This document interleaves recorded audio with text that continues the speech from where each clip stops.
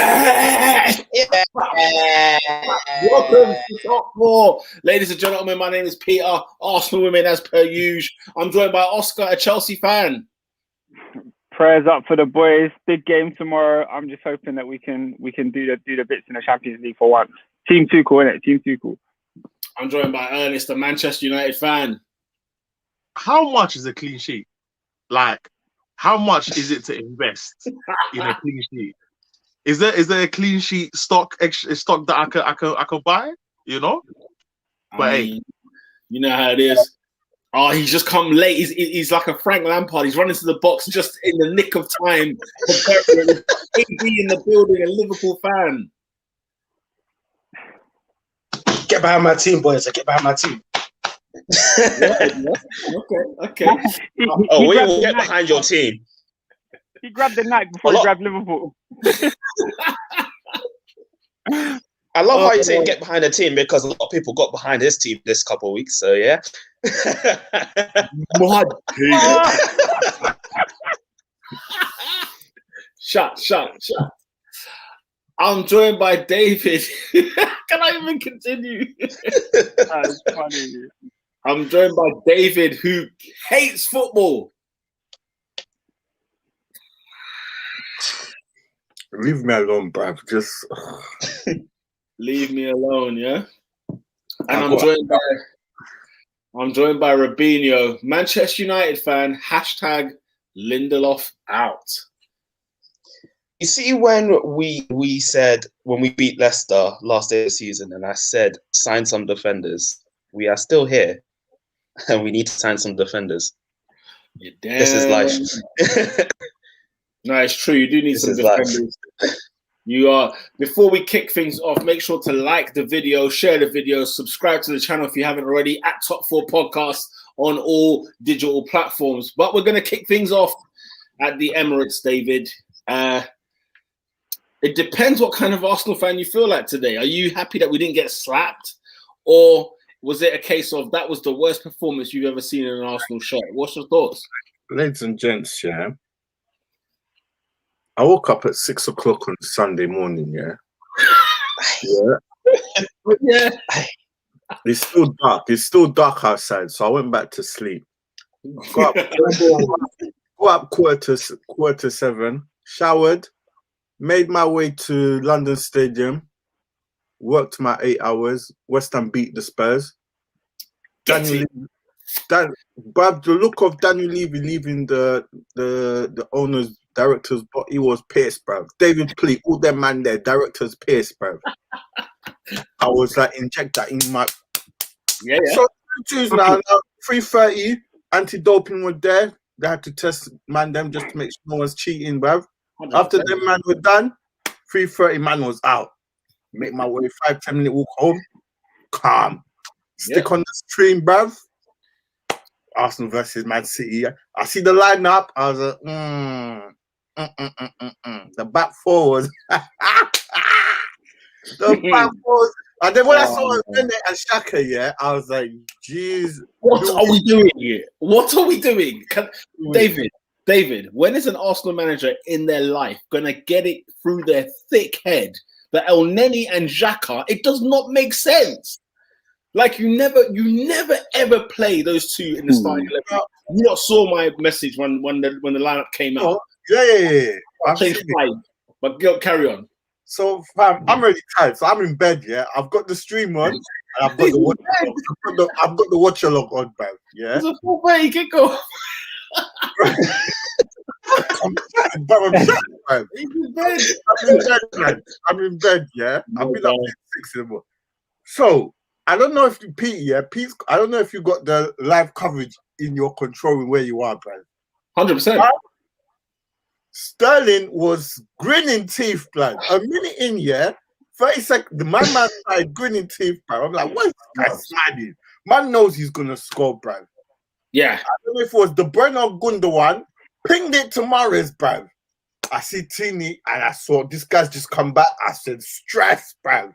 Mahrez gonna get I started twisting him, I started twisting him.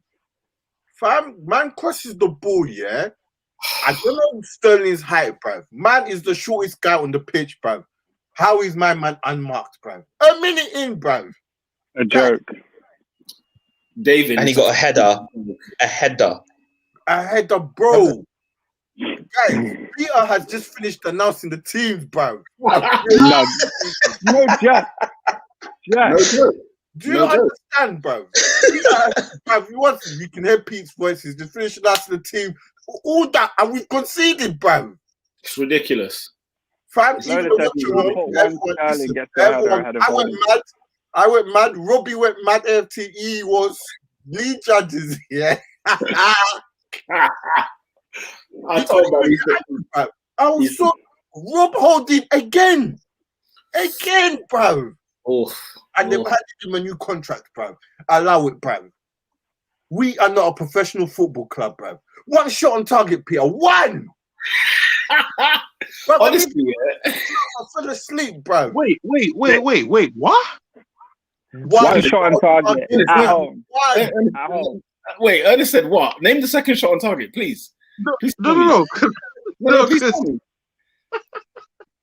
Please tell me. Hey, let me read Lola's comments before we move on. Lola O said, "I've seen worse from Arsenal. To be honest, they weren't horrible, but City were in second gear. It was a nothing game for them."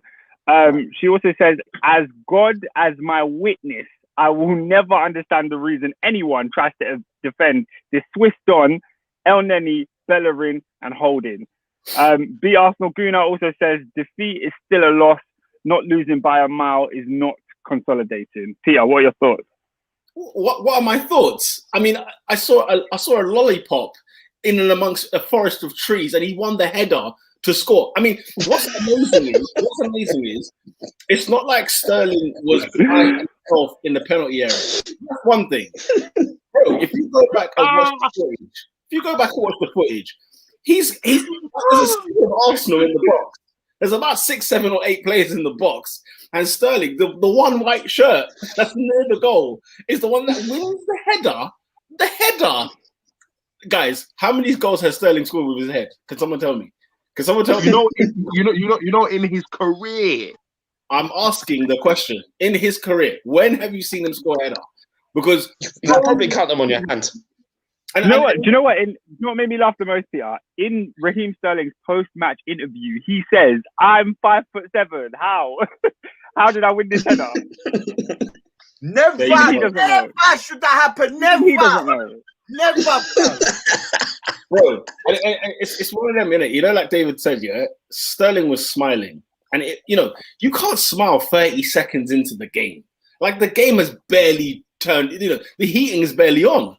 It's like City came out and just said, "These lot, all right, it's nothing." And you could see, Pep Guardiola said, "Listen, guys, be easy on my guy Mikel. Be easy on him because we could penetrate if we wanted to."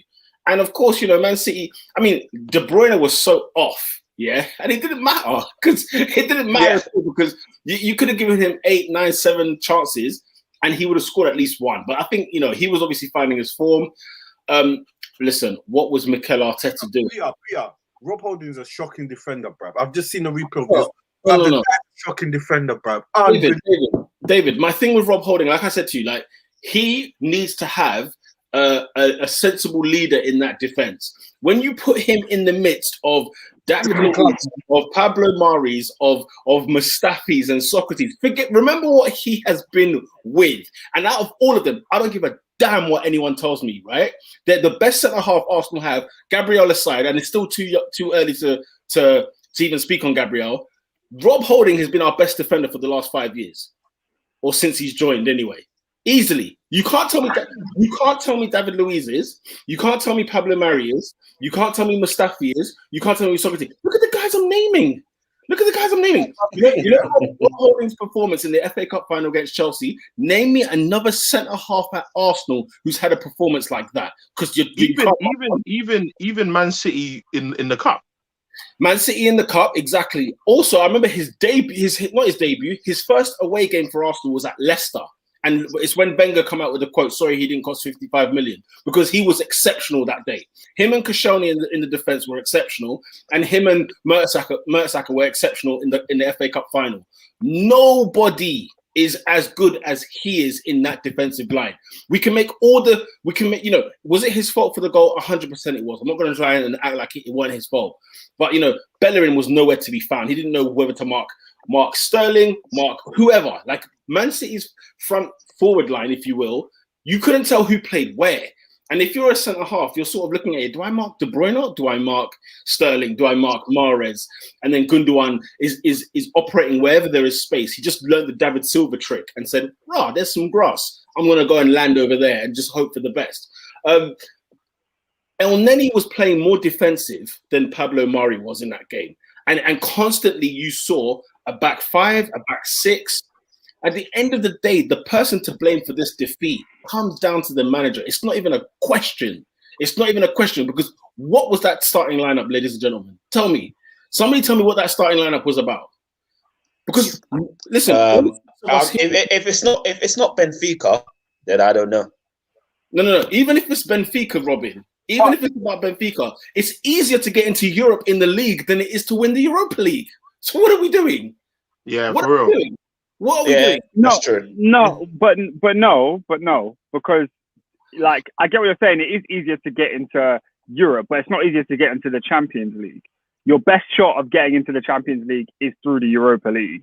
It's the round of 32, and he's resting players. It's not like the quarterfinal or the semi. Okay, but Peter, explain this to me. Like, first of all, I want to read out some of Lola's comments because she's speaking about what you're saying to do with Holding. Lola said, Holding needs to either hold bench or go to Newcastle where he was wanted. Holding has never been the best defender. Holding is a big game player only. It's cool for that, but every other game is dead/average. She also blamed Arteta. She said, also, Arteta, I'm looking at you. Pepe has looked good on the left, and it's against City that you swap Saka and Pepe. Are you sick? Now, Pete, your issues with the team, I need you to explain it to me so I fully understand it. Like, Arsenal had a big game on Thursday. You've then played Sunday. You've also got another important Europa League game on what day is it? Thursday. Now, you're saying that he's rested players. He's played Aubameyang. He brought Tierney back into the side. He's played Bellerin. He's played basically Saka, Pepe, a strong enough team. Like, who from the bench would you say is a week in, week out starter, apart from maybe David Luiz that he dropped? First of all, David Luiz should never be anywhere near the first 11. Let me just make that very clear to you. I don't care if you're with your Chelsea loyalty and whatever else you've got attached to him. He should never be in the first team. But hang on a minute. Is it not 1 foot in, 1 foot out? Because exactly as you're saying, yeah, he's resting players. But then when you look at it, right, what's Pablo Mari doing in this side? Nobody can explain to me. Wait, let me finish. No one can explain to me why Kieran Tierney starts this game when he comes off of injury, because he got battered by Mahrez. Let's be very, very clear. Mahrez battered him, killed him in that half. And the only reason I even took notice of it, do you know how many times Kieran Tierney was never at left back? And if that was Bellerin, never at right back, I would have a field day about it. Kieran Tierney was never at left back, and he's the first problem in the goal we concede. Because if you go back and you want to talk about Holding, talk about everything you want to talk about, go look at Kieran Tierney, because he's the first culprit. Holding corn, bruv. What's the point of putting that ball over here? Problem, headache. Yeah, but what I'm saying is 100%. Tierney had a poor game. Mahrez had him all game. But your criticism was that Arteta played a weak inside. Then let me finish. Because I've named you 3 players that shouldn't be in the starting 11. We'll move on. Bukayo Saka, like what's her name? Lola said Bukayo Saka and Nicola Pepe. What are they doing on the opposite sides of the field when they've been playing brilliantly on the other end? That's ridiculous, right? Mohamed El Neni and Granit Xhaka, I started off with the podcast with that. Who in their right mind starts off? Do you remember when I was Emery out? Do you remember the day one when I said, right, that's it, get him out of here, because he went to Goodison Park with El Neni and Xhaka at Goodison Park. And I said, that is the end. It's 1-0 over there. And I said, that is the beginning of the end of Unai Emery. Now, he has come out here and literally sabotaged this side because of the players he started with, right? And then, what's it called? Pierre-Emerick Aubameyang, we have to talk about his performance because he was the worst player. He was the worst player today. I don't know what Lacazette has had to do to get in this starting 11. Somebody explain to me, who has arguably been the better player than Aubameyang this season, Tell me what he has to do to get into this side. He's the top goal scorer for Arsenal as well this season. I understand you dropping Smith Rowe because you think, you know what, legs and whatever else, he's tired, rare. But what? So Martinelli doesn't exist in this side? Danny Ceballos is not starting games. No. We can't have that at all. To me, it just doesn't make any sense. The substitutions. When did Ceballos come on? The 80th minute? It was like 5 minutes to go. 5 minutes from the end, bro. It was like 5 minutes to go. It was all wrong. What Arteta did, that starting 11 against Man City. We're not talking about he's playing Norwich at home, rotate the squad, rest legs. Oscar, you've got to play your best players. This idea that you have to rest players for the round of 32, you're not fit into the job. You're not fit where the players are. You're not fit. But Pete, you've just expressed that you feel like Rob Holding is one of your better centre backs. So when I look at the squad, the only player that I see that really shouldn't be there is Mari. Like bringing in Martinelli is Oscar. Yeah, Oscar, because say that with your chest. You think the only player in this Man City game that shouldn't have been in this side was Mari? No, not that shouldn't have been in this side, but that warrants your argument of him weakening the side. Oscar, because Xhaka and Elneny, you're telling me that's not him weakening the side? Bro, playing Ceballos against that Manchester City midfield or choosing Elneny, I can understand the change. Come on, that game went, especially that first half, they should have, first of all, Man City should have peppered us, bro. What they were doing, 3-0, bro, which should have been 10 minutes, 3-0, but they said, you know what, these men are no threat, they're not going to push forward, and they just kept the ball. Every time we got the ball, we're giving it away, bruv. We might as well every time, bro. Every time, David. Every time I kept looking for the second ball, and it was a Man City, it was a white shirt winning that ball. You know how bad it got, I don't know when I saw it. This before I went to sleep, bruv. We had a goal kick, bruv, Then you know how Sky flashed to a replay, and they come back. City have the ball. I'm like, what's happening? I don't know how many goal kicks there were. How many times Leno passed it to one Arsenal player and then it went to another Man City player? I don't know how many times that happened. And like I said to you guys, it was 1-0 to Man City simply because Guardiola said, leave my friend alone. Do not kill him. That's literally what he did. And even Cancelo did everything. Cancelo had a bet on because there was a shot he had which went just wide of the post where he took it with the right foot instead of bending it with his left. And, of course, Oh, yes. Arteta and his substitutions, like it's an absolute joke. It's not even real. It doesn't exist. He's not fit to be in this job. He's not fit. Do you understand what I'm saying? So, Oscar, I don't know what you have been smoking, but the Arsenal that have been playing well this season, right, has consisted of Danny Ceballos, Emile Smith-Rowe. You can even Lacazette. Gabriel's not in the side. What are we talking about here? And you're telling me what? You're saying Murray? Come on. Because you're saying Emile Smith-Rowe, but Emile Smith-Rowe, he was swapped out for Odegaard. It's not a change that you're necessarily going to complain about. All of the changes, maybe the Saka and Pepe positional switch, I agree with. But other than that, I'm looking at the team sheet now, and I'm seeing, I said it in the WhatsApp group when the team sheet came out. I said, Mari is the one where I'm scratching my head because I don't understand why Gabriel isn't playing that game. Other than that, I can kind of see what Arteta was doing. And my only issue with Arteta is that when it was 75 minutes, you didn't go for a goal. You didn't try and push the game and force the issue towards Man City. I feel like your team is largely inferior to theirs. And if you played your best 11, we could have had the exact same result. And it's like no one's standing out. Like as if we had an amazing season better than Aubameyang. Were we not the same side that beat Man City in the cup last year? This squad that he put out, that starting 11 he put out, was out there to go and get beat. It was a defeatist mindset. It was not a team who's playing at home in a big game, in a big six. You can't ever, Oscar. I'm not going to have that from you. For you to tell me that this is the 11 you put out to play against the league leaders in your home turf. And then Pete, the players that you've criticised for this game who had poor games, Kieran Tierney is your best left back. Holding was at fault for the goal. You just said he's your best centre back. Aubameyang was nowhere. He's your best player, period. So Oscar, it wasn't Arteta's fault that these players didn't turn up on the day.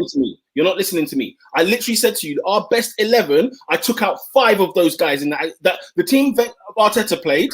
I took out 5 of those guys in our best 11 that have played this season, that have performed well this season. We were waxing lyrical about our 4 wins in a row and whatever else. Half of this team was on the bench that did that. Half of the team was Oscar, Xhaka and El Neni. Hell no. You cannot justify it. You cannot justify it under any circumstance. I don't care if we're at the new camp playing Barcelona. You do not play those two. So why am I playing them at home? Why do I play them at home? I was furious when they played away at Goodison Park. So why would I be okay with it at home? Kieran Tierney's not kicked a ball since West Bromwich Albion away. And you threw him in here 90 minutes. And by the way, fine, you get him in the starting 11. Oscar, he was getting killed. And you didn't take him off. He was getting killed. Okay? In the first half, he was staying on the left wing because he was knackered. Because he could not handle Mahrez and who was there? And Cancelo. Because Cancelo and Mahrez were having fun. They could do what they wanted to do. They were having fun. Arteta did nothing in that game to change that situation. I don't know what, like I said to you, I don't know what Martinelli has to get in the side. I don't know what why Cedric Suarez was dropped. Imagine that. He was dropped, right? Danny Ceballos can't pick a ball, right? Can't get a game. And Alex Lacazette, I don't know what he has to do to get in this side. Because Aubameyang has been absolutely terrible. Shocking. His all season, he was meant to be dropped after that performance on Thursday because he was god awful on Thursday. Did you man see Aubameyang's performance against Benfica? Bro, yeah, the 6 yard miss. And the thing is, the only reason I'm not even arguing with Peter is because he's absolutely spot on. What we would have thought would have been Arsenal's best 11 off of last season and season before, it's not that this season. This season, a lot of the players that we thought were on better form this year, they have. Aubameyang he's been pants, bro. Like, since he signed that contract, he's not been on stuff. Ernest, Arteta set up the team to fail. The team he put out on that day, because I messaged you lot before even before the squad was announced, right? And I said, this is a joke. I will change 5 of them. 5. Who in their right mind? I'm not a manager. I've got no coaching badges whatsoever. But if I can see that 5 need to be changed for a home game against Man City, the person in question needs to be held accountable. Needs to be held accountable. Pete, this is what I said to you years ago when Jose went away to West Ham and he played 6 DMs and you asked me, are we coaches now? I said, Pete, with all due respect, you can't go away and play 6 DMs and expect to win. So this is exactly my point. Fair dues. But Arsenal had wins under the bag, and you saw the team we were playing with the wins we were having, all the W's we were getting over like the Christmas January period. We saw all the W's we got. Look at the 11 he was playing in those games. Look at the 11 now. It's a joke. But you know where I stand with Arteta. I don't rate him, bro. I do not rate him at all. In the first place. All right. The Arsenal Guna has left a comment. He said, Oscar, it's only 2 games. He can afford to play his first 11 back-to-back if it involves the league leaders. I hear that, but I think if he plays Lacazette over Aubameyang, if he plays Cedric over Tierney, you're going to ask why he doesn't play his best player. We're not going to ask what I think. We're not going to ask what I think. You know why? Because, Oscar, we've lost games, and you didn't hear me say anything about those 2. We've lost games recently. We lost to Villa. We didn't do well against. We lost to Wolves. There are games we've lost. We've lost more games than we've won. Can someone explain that to me? How many games we played? 4, 25 games, 23 games, and we've lost more. We've lost more games this season than the whole of last season. There's 13 games to go. The lineup he put out there, Oscar, it was a joke. And the truth of the matter is this: if it was 3 or 4-0, you would agree with what I'm saying. But because Pep took the gas off the gas, you think, do you know what? Arsenal, it actually wasn't that bad of a result. We lost the game. Pete, before the game, you said your opinion. Let's be honest. Talk about the performance, guys. This was the worst performance I've seen them play this season. The performance was really bad, and I mentioned that the players that you expect to turn up for Arsenal didn't. Your better players were the ones that let you down, and I feel like when you said your team, in the WhatsApp group, when the team sheet came out, you said everything wrong with it, and I also said I don't feel like there's that much wrong with it. So my opinion is consistent regardless of the result. Yeah, I just think the approach. So you haven't changed your mind after what you saw for 90 minutes? You still think no? Because I thought you were going to lose anyway. But I just feel like putting on half of the players you had on the bench okay, wouldn't have impacted the result. That means it's okay then. No. But Oscar, the issue is that you have to play your best team to get the most optimum results. We're disagreeing on what's the best team. If you're looking at the teams on paper, of course City are the favourites to win, but you have to give yourself a better fighting chance. Yeah. And Arteta didn't do that, and that's more obvious than anything else. Because the run that they were on in December, when they were winning games, where it's like, Arsenal actually catching a little bit of form, he tweaks it for no reason. Like, he tweaks the team for no reason. And let me go on Lola's comment there, because I think what you're getting twisted about that, Lola, is this: the performance was the worst. I saw a team who did not even try to do anything. And that, for me, is the worst of the worst. In the games where we got battered by Villa and Leicester and whatever else, right? It was a team that was getting outclassed. It got outclassed by these teams. Yesterday, I saw a bunch of losers yesterday. I saw a bunch of teams that had no effort. They had no bite. They had nothing. It was what this Liverpool side could beat us now. That Liverpool side that we're watching these last couple of weeks could beat us now. It is a joke. I felt like Newcastle yesterday. That's how I felt. I felt like Newcastle United, because like Fulham, West Brom, them man are trying. They're actually trying to get points. Sheffield United, this is a poor side. Newcastle are one of the worst teams effort-wise to watch. That's what we've become. So how are you feeling for Thursday? I don't give a damn. I don't give a damn. Worse. City away was worse, according to Lola. Well, this is the second time we would have done this, yeah? He sacrificed FA Cup for 3 points against Southampton, yeah? Against Villa, Wolves, bro. Now he does it again, blood. And we don't go through, yeah? He needs to dip, bro. Yeah.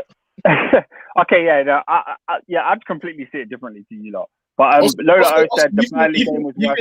You think the 11 we played is our best 11? That's what you're going to say with not necessarily your best, like one or two tweaks, but it was close enough. And when you go, yes, it was. The players you have criticised are your first team players.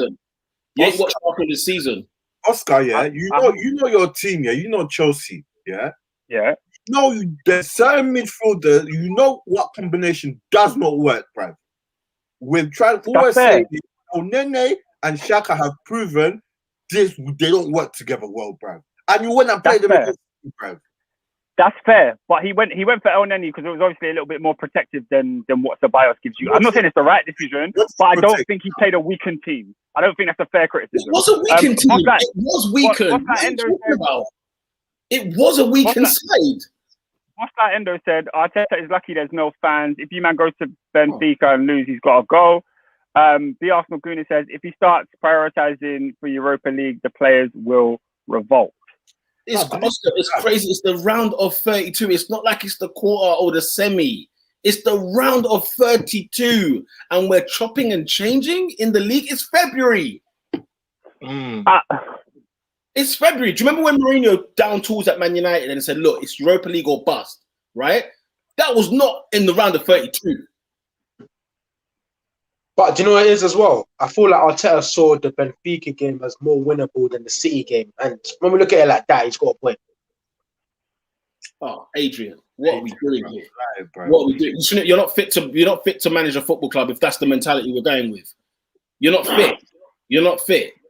Because no matter what, no team is unbeatable. No matter what, no matter how good you are, no team is unbeatable. I hear that. But genuinely, that Arsenal side is poor, bro. From top to bottom, everyone to a man. It's not a good team. Oh my gosh! Did you man see my man's goal? He scored. Hey. I don't know this youth's name. For what team?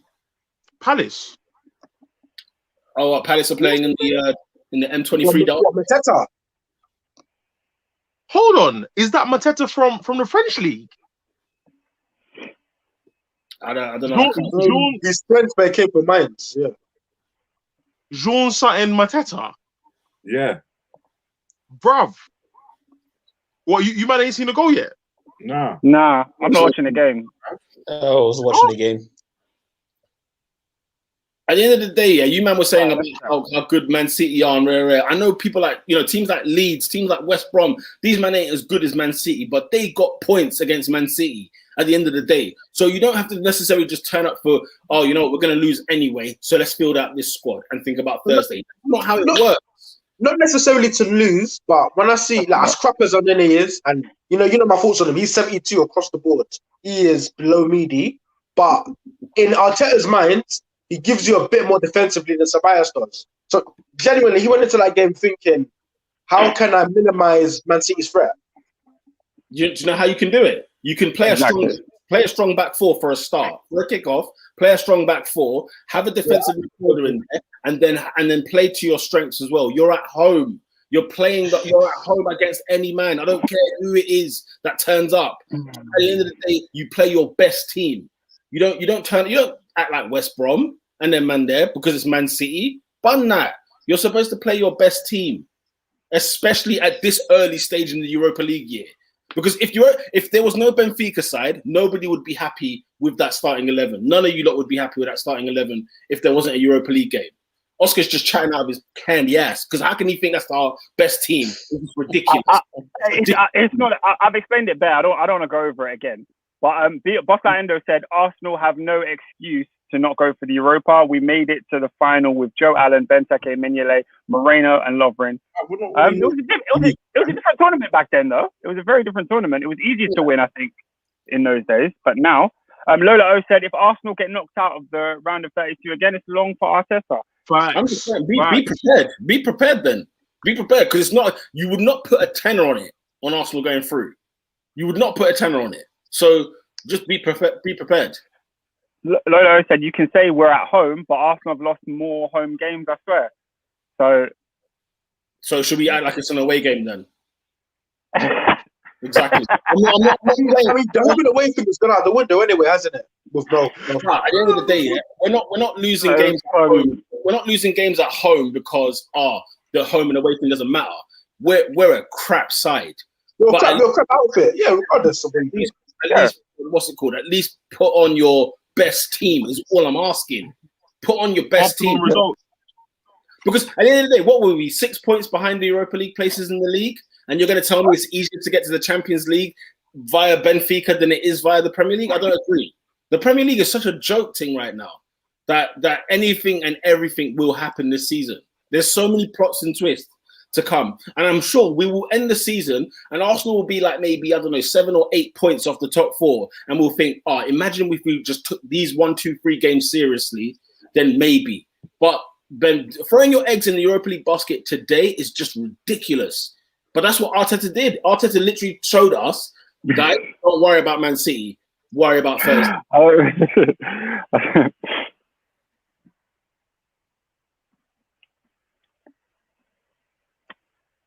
Arsenal is dead. Bossa Endo said, easier to win, ? There was Man United, Dortmund, Aubameyang, Mkhitaryan, Royce, a good Villarreal, Sevilla side, and Tottenham in their title challenging season. It wasn't easier. Listen, Europa League is long. Let's move on. Easy. Yeah, man, let's move on, man. I'll tell you what, breaking history at Anfield. Not since Arsenal's Kevin Campbell did Everton win at Anfield, but ladies and gentlemen, 2-0 at Anfield, the blue side of Merseyside. They've only gone and done it. They've only gone and done it, Robin. They've only gone and done it. Adrian, what did you have to say for that performance, mate? Bro, I'm absolutely disheveled. I said, you know what? It got to a point. No, but I'm being dedicated. It got to a point in the season where I was like, you know what? We've got nothing left. Please, God. Top 4, and let's not get beat by Everton. That's all I wanted. But unfortunately, they broke their duck. Credit to them, I guess. First time since '99. And I suppose if there was a time to do it, I guess now's the time when there's no fans in the crowd. They haven't necessarily stopped us from, getting a league title or whatever it may be. Yeah, man, it is what it is. Lola O said Richarlison is a top troll. Did you see him on Twitter I didn't understand what his celebration was about, but he posted a picture of that, didn't he? I can't remember. I think one Liverpool fan started commenting that something to do with him scoring at Anfield. I can't remember exactly. I'll look it up, but it was actually quite funny. Oh, okay. Yeah, but I think like Liverpool, Everton came and they just exposed like how frail you lot have been at home and how Carlo is just spot on with the tactics. I love the way he put like James Rodriguez just behind Richarlison so that they didn't have the they didn't have an issue of anyone tracking back. I was watching Jamie Carragher analyze it today on Monday Night Football, and he was explaining that like because Richarlison normally plays on the wing. Last time when you guys played them, Mane was giving abuse to the fullback because Richarlison wouldn't run back with him.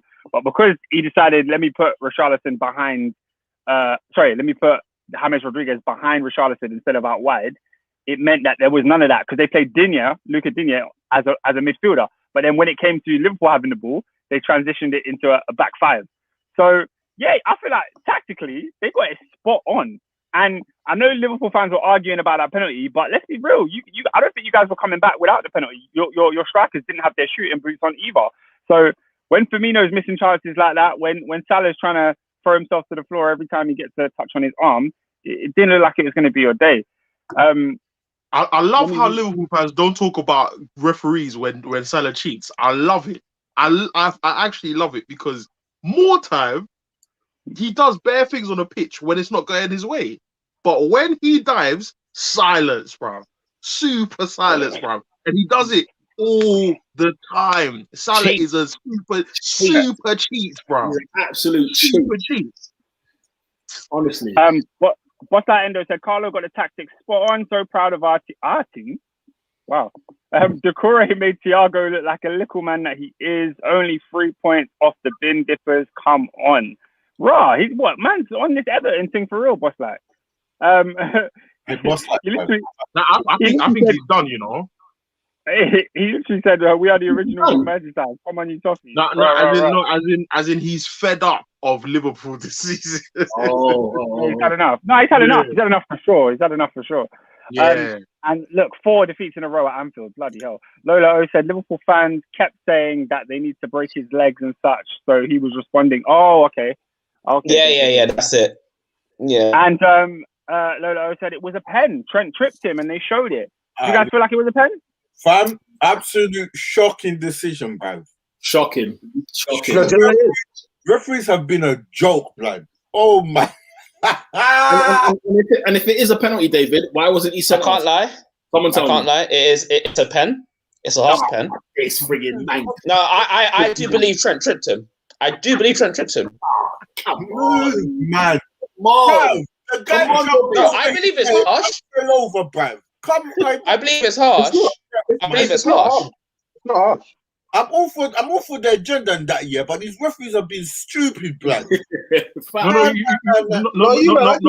David, you know what it is, yeah? Like that penalty, because I said it's not a pen, but the rules are the rules, bro.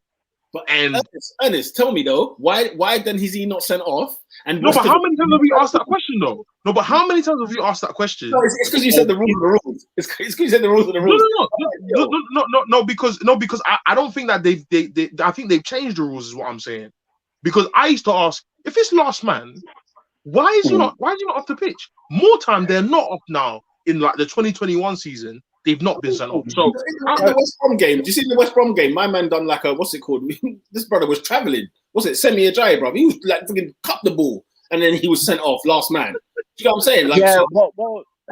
With the last man thing, they have a rule that if you make an attempt to play the ball, then you don't get sent off. But if you don't make an attempt, then you do.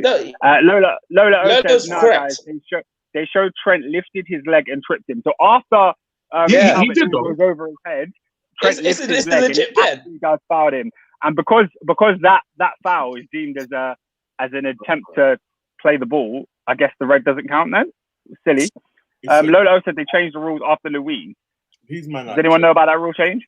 It's a brilliant joke. No, I feel like that was always the rule, wasn't it? If you're making a genuine attempt to play the ball, then they won't do the double jeopardy thing. But if it's like you're making no attempt to play the ball, you're deliberately playing the man, then you gotta go. And the thing is, because initially I was with you, man. I was like, this is a disgusting decision. Trent is clearly slid in and Calvert-Lewin has run over him. But if you watch the replay, like Trent clearly kicks out to try and stop him. It's similar to what Darlow done to Mane. Obviously, Darlow got away with it, wherein Darlow grabs Mane's leg. Trent literally tries to kick Calvert-Lewin's leg. Calvert-Lewin was going down anyway, but that motion, for me, Trent should have been sent off as well. It was a clear attempt to play the man at the ball. Mm. And I think a lot of people were annoyed by the fact the referee went to check the VAR and he wasn't even there for long. He was there for literally like 3-4 seconds and he dipped. And he's like, you saw what you saw. For the sponsors. Didn't see nothing. I mean, we just went there for show. These rules are dumb, bruv, man. It's just the fact that they keep chopping and changing. It's like, come on, where's the making last man off, like just keep football simple, bruv. Because these it's simple. Bruv, your last man off the pitch, blood. Honestly, no, Dave, I'm not gonna lie. I think you're right. I think more time they change the rules just to spice things up. Like, I don't think there's any intent there to just every season there's a rule that is changed that doesn't need to be changed. Need to be changed. And I'll never forget Mark Hughes. It stuck with my mind ever since when he was talking about penalties in the like challenges, or I think it was shirt pulling in the penalty area, and he said. Everyone's because I think Stoke got bare penalties conceded because of it, and he says, "Don't worry, you give it a couple of months, and they will forget about this rule." So he said it's ridiculous. It was the one with Sterling in it. Yes, with the one with Sterling. Yeah. And then literally as the season went on, I think he was even sacked by the time, and yet literally, my man, the amount of shirt pulling is now freaking ridiculous. Bro, when Rio was there, when Rio and Vidic were there, they said only the captain should chat to the referee. Overcrowding will get you, man, yellow carded and that, yeah? That rule got put into effect 3 days after and never again. Never again? That was it, bro. Yeah. That was it. Yeah. That was it, bro. Now everyone is chatting to the ref and abusing the ref and whatnot. So, I agree with Ernest, man. I think every year they are adding new rules. What do you guys think about the concussion rule that was added? Arsenal were allowed to have 4 subs. Well, did you use the sub or did it not get put in? No, we used the sub, but it weren't to bring back on Rob Holding. So it was weird because it's a good rule at the end of the day. Because what the concussion sub is meant to be is if somebody sits out for 10 minutes, then they can come back on, which allows the other team to have an extra sub because you're going to have a fresh player on, as well as it will be unfair just because of the concussion. They get to have an extra sub. So if Arsenal use 4 subs, the other team can use 4 subs also. So, it's a good rule. Look, they want to get rid of, head trauma and whatever else. So I'm all for it. A bit bizarre that they brought it in, it's such a random weekend. I think it was brought in like a week ago or 2 weeks ago. It just felt a bit random. Like, what made them just think of this? I don't know whether it's just because of the head clashes we've had this season. Maybe David Luiz's one against, who was it against? Was it Burnley? Jimenez as well. Right, yes. Right. Yeah, so because it was against them, I don't know whether that's what made them think, we better do something about this. So, look, I ain't got no complaints about it, to be fair. Lola O says, Liverpool fighting for top 6 now, question mark? Wow. It's a gem question we need to ask. Maybe luck is enough for Liverpool. They had enough chances to win this game. So basically, the question, I guess we'll go to Adrian about this. Are Liverpool fighting for top 6? And she's also said, what's up with the fantastic front 3 of Liverpool? What's going on? Man, guys, let's pump the brakes, bro. They're in the top 400. Let's fight for top 6. Come on, they're in 6th place. Okay, I'm not gonna lie to you. Yeah, the agenda has to agenda. I'm not gonna lie, bro. Cool. At least you preference that. As long as you preference that. I need it. What are they? How many points are they off the top 4? 5? It's not 4. Yeah, it's like 6. Like 6 points. No, I think it's a bit of reaction because they have guys. Who makes it in there? Who makes it in there without Liverpool? Let me ask. Let me ask who your replacement is. It's not Leicester. serious. It's not serious. Who's the meal supplement? Who's the meal replacement? It's already there. Who's the shake? Leicester. Leicester. What? Leicester? What? Are they Hugh? Yeah, is that what we're doing? Man, the cream rises to the top by the end of the season, man. Adrian, what are you thinking? Lola says the hammers are the shake. That's what she's saying. Product, yeah? I think if we're being 100% honest and truthful to ourselves, and I'm going to sort of give my overall assessment of Liverpool as a whole. Like, it is very plausible at this current rate we're not going to make the top four. Simply because what signs of recovery are Liverpool showing you?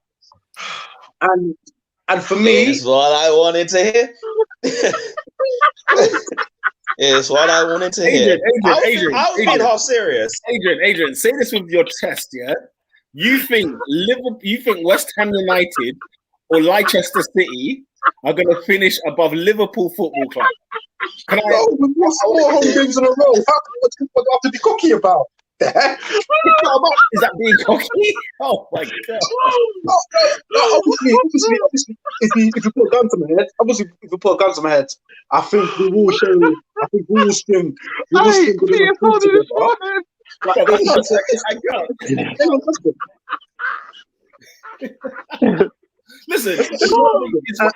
me,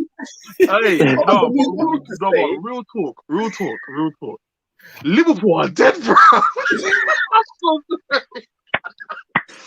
No, Peter. Yeah, Peter. You generally have to think about it. It's like if you generally think about that, Liverpool are in trouble. They are not playing well. Liverpool are air. Let's not get this twisted. They're air on the roads, yeah, on the roads.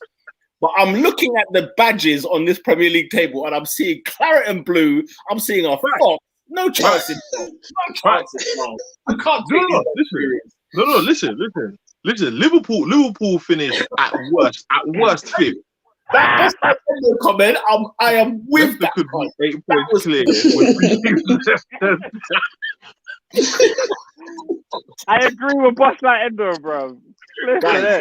Guys, Leicester City's epic fail last year was superb, was documented, should have been documented. But the fact that Liverpool won the league. How epic was it? I was asked the question, how epic was it? I mean, they were 11 points clear of Manchester United when we resumed from the lockdown. Man United finished 3rd. Leicester finished 5th. No. But the end of the season was Thomas playing at centre back. Go further back. Context to it.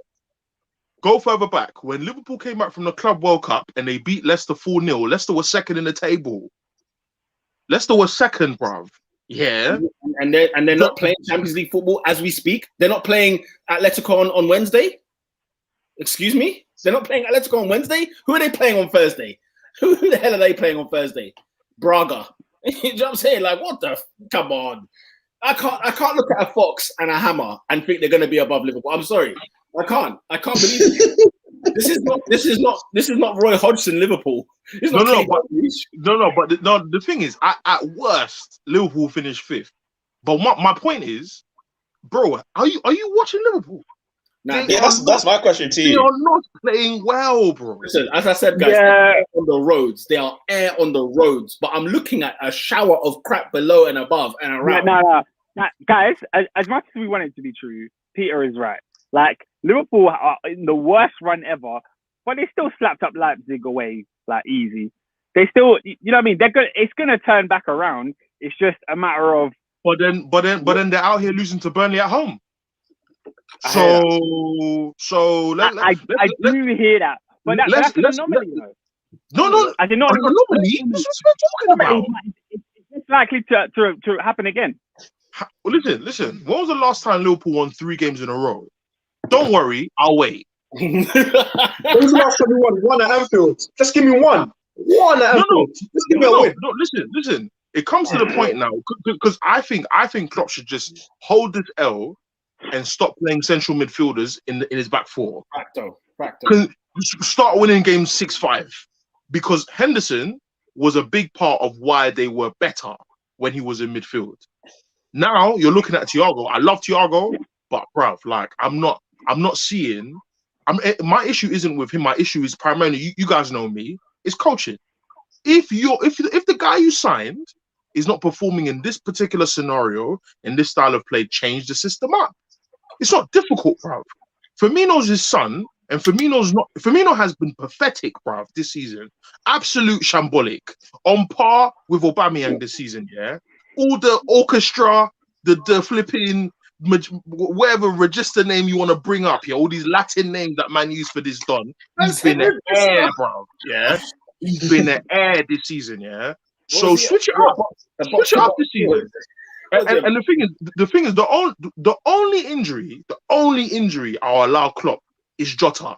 That's the only injury I'll allow Klopp, because a man tweeted the other day, yeah, and said Wenger was making top 4 with absolute sun pride juice dons, dead players, yeah, injuries upon injuries upon injuries, and Wenger was making top 4.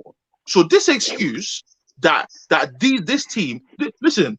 Van Dijk not being there is not the reason they lost to Burnley. Van Dijk not being there is not the reason they lost to half of these dead teams. Yeah, so I'm not having none of it, bro. Because this front three, man, were talking to me, bar Firmino, man, were telling me Ballon d'Or. I'm not having any of it, bruv. Yeah, you man should be finishing off these teams because you're Liverpool.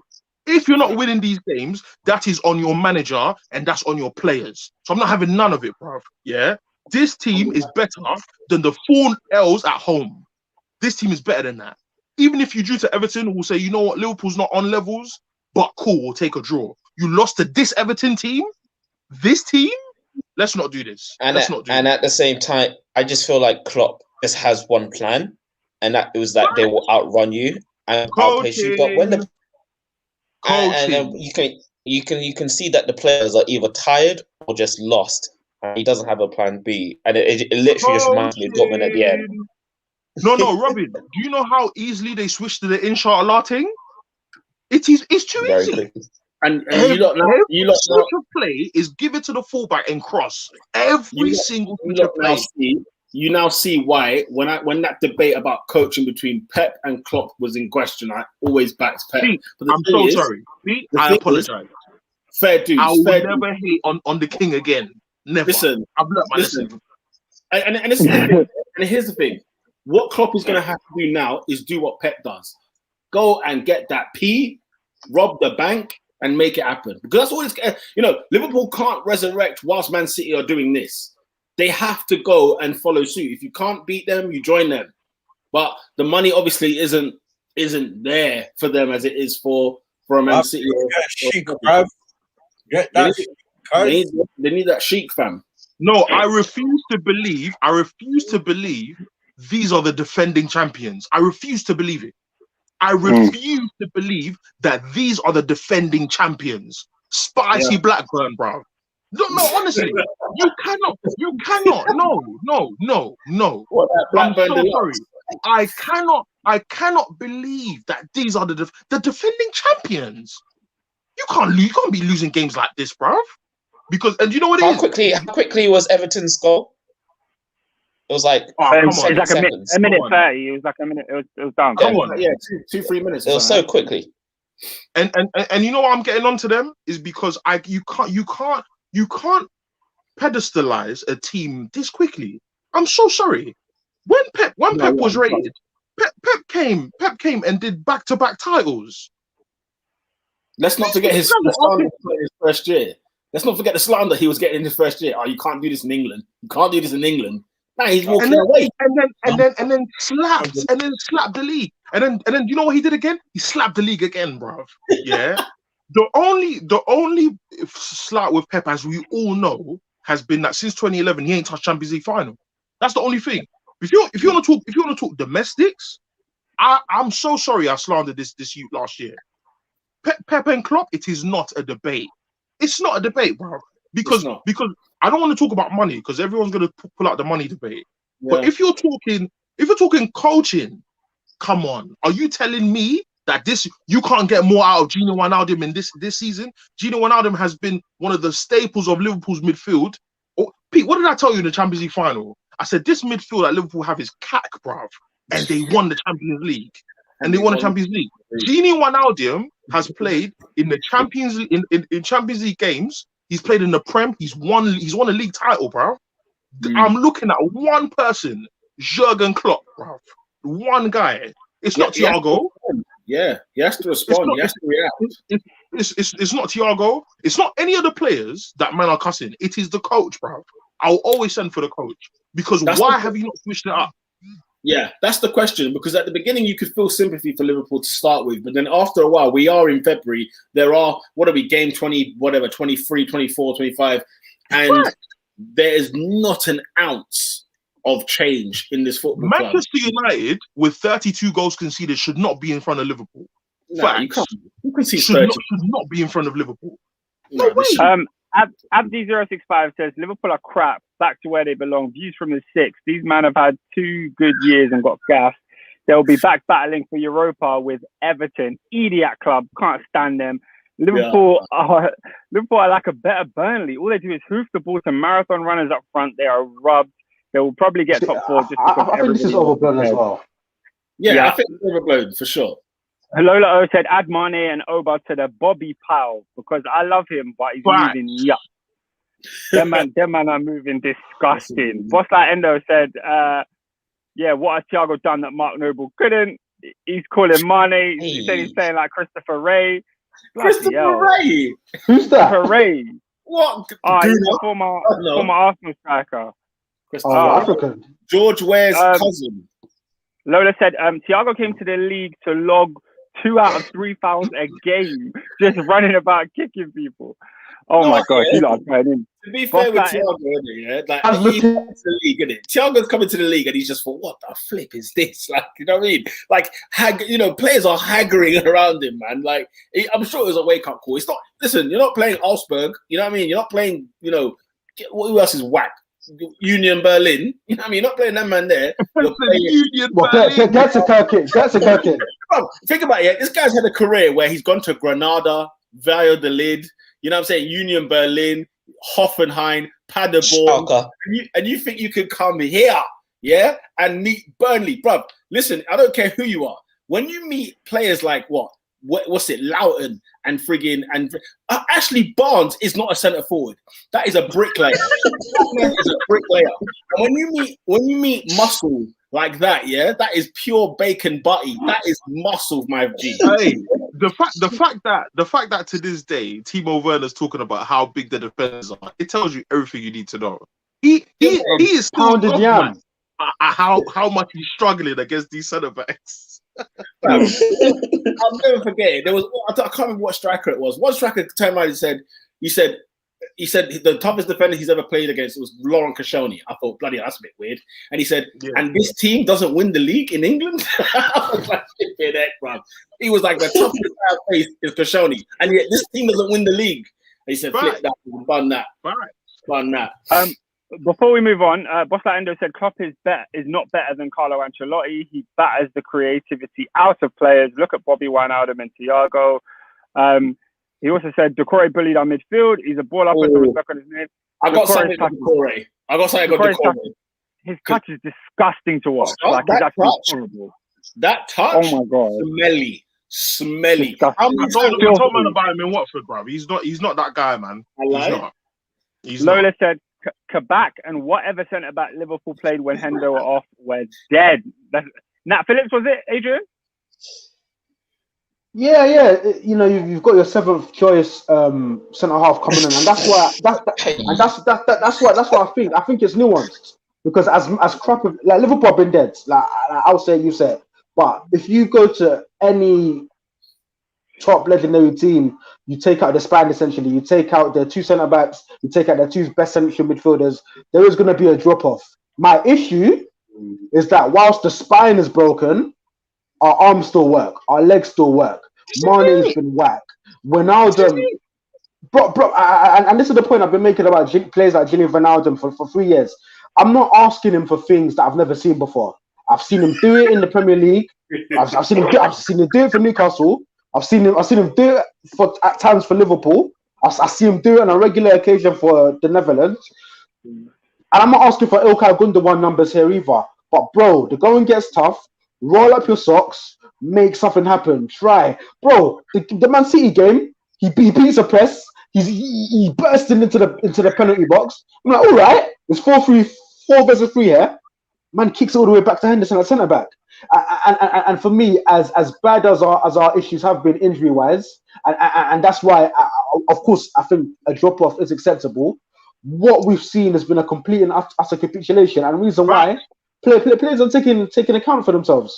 As Ernest said, if we show some fight, we labour to a 1-1 draw against Everton. Not a great result, but I can take it.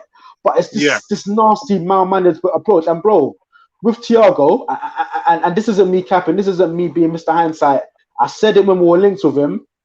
One of the reasons why I wasn't so keen when we were linked is because there's no point bringing a man in to have him playing left wing back. He's one of the best playmakers on the planet. My fear is we're not going to use him correctly. Bro, I saw him against Man City pressing Cancelo at right back. That's not his game. That's not his game. It's like Klopp has this idea, this one size fits all of this, and this is why Klopp has to take some of the blame, and also Liverpool has to take some of the blame. As much as we were screaming centre back, we were actually in a position where the league was still on in January. We pissed about, we waited till the end, where we lost about 3 or 4 games. League is done. So yeah, injuries have played a part, but Liverpool Football Club has been the biggest problem. It's been the biggest issue here, unfortunately. You know what? Personally, I agree with what you said about the centre backs, and I don't actually blame your players. Like you mentioned them, like, oh, if they could put a bit more fight in and got a draw. I don't think it's that. I think you look at all the games where Liverpool have failed to win or drawn against your Newcastle, West Brom, Southampton. It's clear that they are out of ideas. They are. It's not good enough. It's not good enough. They're out of ideas. It's a Klopp situation. It's a Klopp thing, man. And yeah, it is what it is. And while you did win against 2-0 against Leipzig, even I wasn't even confident watching that game. I just felt like it came literally out of magic between your two strikers, Salah and Mane. But the rest of that game, I was thinking, what's happening here? This looks like it's going to be 0-0. So but I don't know. Yeah, it's just weird. I don't know what I'm going to see from this Liverpool side. I haven't seen what happened last year. But again, Robin, you're hitting the nail on my point. Like, we can't rely on 2 players plus our 2 fullbacks to give us all of our attacking impetus. At some point, I call them out all the time. Your Shakiris, your Oxlade-Chamberlains, your Minaminos, your Origis, your Wijnaldums, if you want to say Milner, your Naby Keitas. At some point, these men need to stand up and be counted, and they haven't. And you've seen it, like Mo Salah can't carry an attack by himself. And if Sadio Mane does have an off-season, because by the way, Roberto Firmino, you guys were right all along. Bro, this guy, he makes good chances into half chances, and he makes half chances non-existent. I tweeted it. The guy kicks like he's just got a pedicure. The guy kicks like he's just got his nails done. It's like there's no passion, there's no vim, there's no incision behind it. And then there was a time where Trent Alexander-Arnold plays a fantastic ball into the box. Nobody's in there to gamble. Where the hell is my number 9? Only God knows. He's probably doing pirouettes in the center circle. And at this point, we need a lane man, because you can't rely on 4 players. 2 of them being your wingers, the other 2 being your fullbacks, to be your only sense of attacking impetus. At some point, the other man them in the squad have to pull up their socks and have to say, right, I'm going to do this thing. Because guess what? We can win games 3-2. We can win games 4-3. So for me, the scary thing is the fact that we're not creating, we're not missing chances to be scoring them in the first place. So that's where we are at the moment. And until things change, and by change, it could be as simple as Diogo Jota comes back, it is going to be the same crap. And that's why, Oscar, it's a very plausible thing Liverpool might not finish in the top 4 this season, purely because we're crap. Simple as that. We're not good enough. Before we move on, sorry, Oscar, what did you say? No, nothing. I was going to say, before we move on, can we give some plaudits to Everton? Because I feel like we waxed lyrical at Liverpool. I thought Everton actually did a good game. The assist from James and then Richarlison's burial, wherever your praise. Naughty. That was vintage James at Madrid. I was telling Oscar, James Rodriguez's assist for Ronaldo for Real Madrid at Anfield. Do you remember? It was at the same pitch. Oh, sumptuous. Bro, I love him. It was lovely jumps. He's been a great signing. He's having a great season. I know people want to act like, he's gone off the boil since the beginning, but I feel like if you watch Everton, he's actually very, very important for them. He wasn't in the game a lot at Anfield, but the moment that he was, one touch control, no other player on the pitch for Everton could do that. He's the only creative spark like that that's going to set off Richarlison in that way. Yeah. Oscar, there's no need to bite your tongue. No other player on that pitch is doing that. Hey. And you know what? And you know what? As always, shout out to the Don Dada, Don, Benny Blanco, Carlo, the plug, Don Carluccio, Ancelotti. Honestly, Cappuccino. I lie? I Man love him, thought- bro. I Man love him. heard that, what, this man ain't won at Anfield since 99. He said, nah, scrap that. What do you mean? You can hold my coffee. I said, nah. Allow that. Bro, the millennium. You to the hot block and show chest. Hey, Don Carlo's Mafia fan. Don't pet, bro. Don't pet. Hey, I'm not gonna lie. If Ancelotti said, "Hey, Man United, this summer I'm available with it," what? I'm driving Ollie back to Norway myself, bro. Are you crazy? Well, Nah, back, you don't back need to to Mulder. Back to Mulder. Oh my god. We're about to incubate the next Haaland. Do you know what? Do you know what Carlo Ancelotti would do with a Rashford? Like he bro. Oh, We've bro. seen it with Calvert-Lewin. Calvert-Lewin was 7 goals a season at best. Oh, for real. Obviously, part of it's him growing, but Listen, I was going to mention that. What Carlo Ancelotti has done to Calvert-Lewin does not get spoken about enough. yeah, it's true. It's unreal. He was not Listen. this guy. Last season, He I said wasn't. to Oscar, bruv, I said DCL fam, he's coming fam, because it was a classic case of man had Inzaghi, no tech whatsoever. Inzaghi has no tech, bro. All he knew was the offside rule nothing to his game. and a tap in, and he would score 30 goals, yeah, and run off like he scored a worldie, yeah. Man saw DCL. Said, who's the number 9? DCL. Okay, this is where you need to stand. Number 1, here's where you stand, and then that was it. The rest was history. Because a man asked me, who would you take Calvert-Lewin? I said, no way. But, like, I think Ollie Watkins is like 5 times the player that he is. Movement, Ooh, 5 is finishing. a bit strong. 5 is a bit Nah, strong. Ollie Watkins has some of the best movement of a number 9 in the Premier League. He's got the tech. He's cold, bro. What? He just doesn't finish as many chances as he should.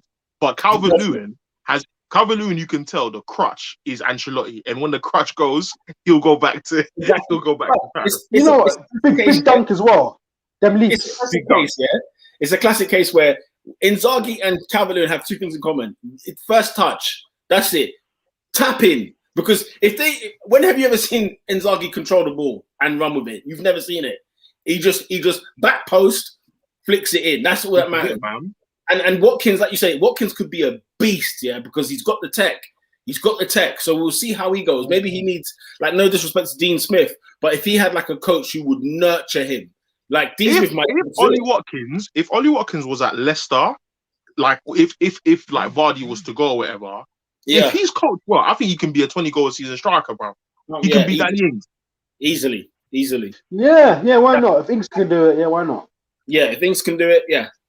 Vardy. I mean, it's funny.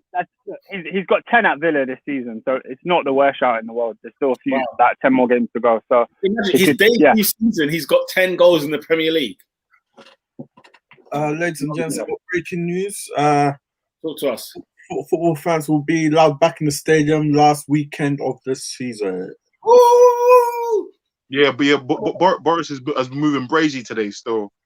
Hey, Boris. What do you say? What, June 21st? Or was it July 21st? You know what it is, though, yeah? After the schools go in and the cases get rapid, yeah? Man's always going to shut down and close case. Johnson. Yeah. Down the case, boy, because that's... At least he's tried to stagger it somewhat this time. Yeah, to be fair, it's true. Yeah, you said what? June 21st is when it is the out. But we'll see. Just free reign. You know how many events are going on the 21st? Anyone that needs a trim. Hey, the fact that pubs are open before gyms is hilarious to me. It's insane. I don't even get me started on that. Don't get me ranting on that. Don't get me started. British culture. And it's when you start trimming again. I'm back on the 12th of April. There you go. Guys, it's a football podcast, guys. Hey, bro, the streets will be active still. But anyway, Bro, Zoom calls, StreamYard, Teams, it's going to be on deck tomorrow. The planning is going to be essential. You watch tomorrow. Don't even bother getting on. Nobody log on to Microsoft. No one log into none of them things. You're not going to get anything done. The glitch FC. Anyway, Oscar. Massive sell your shares now. Oscar, speaking of glitches, Southampton won, Chelsea won. What were your thoughts, ladies? Before you get into it, Minamino's finish. Oh my God. Sent man to the shop. Hey, he buried Sandy, bro. He buried him, bro. Add a couple extra million to his value. No, Alice, you need to go see Minamino's finish. It was. It was stupid. It was stupid. When he hit, I said, "This guy's taking a piss." Listen, Ernest. My thoughts on I'm going on it now. My thoughts on Edouard Mendy. I want to get your comment after this. Oh, shut up, man. That had nothing to do with Mendy. Are you blaming Mendy for that? I don't know anyone else goalkeeper that gets done like that. That was phenomenal. Oh, shut up. Nah, you're talking nonsense, man. You're talking nonsense. Sensational. Who was the centre half? Who was the centre half that went across the goal? It was Zuma that made the mistake for the goal. It was Zuma. Kurt Angle. Yeah, you can't have that much energy for Mendy, bro. No, I'm just taking a mic. But yeah, ask your thoughts. Yeah, man, I was very, very disappointed. Similar to when the Arsenal game happened. I turned to Peter as soon as Chelsea's team sheet came out. I said to Peter, "What do you think the result's going to be?" He said, "Comfortable win for Chelsea." I said, "We're probably going to draw this one," just because I looked at the team and I thought, bruv, we've got Alonso on the left, Werner on the left, Mount Hey, with Oscar, them. stop talking. Oscar, stop talking. Oh, God. Great play. Hey, the twist, fam. Hold on. What was noise? Minamino had enough space, to build flipping factories, bro. The defending, Ernest, because when he receives the ball, he's open. Even Aspie got thing. No. I have so many questions. Where was Kante in front of Redmond? Well, Kante was just there. Like, they passed it around him. He was just left exposed because we need to have a discussion. We need to have a discussion about N'Golo Kante because we do. The legs are gone. No, we don't. The legs are gone. That's a man who is running on low. I don't know. No, I don't think so. I think if you watch the game, you saw Kante had a good game, man. Kante had a good game. No. Kante in their little emergency car, they keep putting in fivers, and putting them up with Kovacic and them man there. Hospital. No, but Kante change the meter. Kante 3 years ago is killing him for that pass. Chopping. No, look at the middle. Kovacic has moved out to the left because he's gone to fight a ball there. Kante's on his own. They've literally just passed the ball past Kante. It had nothing to do with him. Like, Kante was on his own. But he's on an island in the middle of the pitch. You're right. There's not much Kante could do. Like, horrible. Let me read. Tommy says, "Not gonna lie, I'm not impressed with Tuchel. We look toothless up front. Without pens, we don't really score. Just because we don't concede, it looks good. But tomorrow's beating by Atletico is going to be a reality check." Now, let me go back to what I was saying before. As I was saying to Peter before the game, I knew we were going to draw this game just because looking at the team sheet, bruv, our attacking line, we have struggled to score goals since Lampard days, Now that Tuchel's come in and we've won a few, it tricked people into thinking that, we're back to normal. We're back to the level that we should be. We're not quite yet. We struggle to create chances in the final third. And when you've got players like Werner, Alonso as your left side, them lot don't hold on to the ball at all. So it's literally, you have to give it to them in the final third, hoping that Alonso shoots or Werner shoots. They're not building you up from the middle of the pitch to the final third. Then on the other side, who do we have? Reece James, Mount. And it was just a bit disjointed. Kovacic and Kante midfield. I wasn't feeling it. The first thing I tweeted when I saw the team sheet is, no Ziyech, no Callum Hudson-Odoi. We're going to struggle. We were going to struggle. I knew we weren't going to create anything, and we didn't. Our best player was Mount. Is this the game for Ziyech? Yes. Don't get me wrong. When Ziyech came on, he was terrible. Like, he came on for about 20 minutes, did absolutely nothing. But I knew instantly we weren't going to be creative enough to break down any defense. Like, we haven't looked that way for time. We beat Tottenham with a penalty. We beat Sheffield United again with a penalty.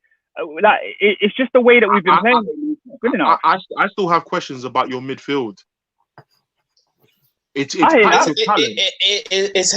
ready, or is he not? Havertz is injured, man. I've almost written off Havertz this season because he hasn't really played, and when he has played, it's like he's getting back to fitness. He's in the squad for tomorrow. He probably won't start, but he hasn't really done it at Chelsea yet, and he wasn't in the squad yesterday. I mean, on Saturday, whatever day it was. Yeah. Lola says, "Oi, my eyes are firmly on that overgrown Hitler youth manager you've got. Demba warned us. My agenda will run." Smokes. Why? Because of the way he is it because of Callum Hudson-Odoi? Endo, you need to be cancelling. Are we believing what Tuchel's saying that he didn't give me the energy that I wanted, so he got subbed off early? Look. I'm with it.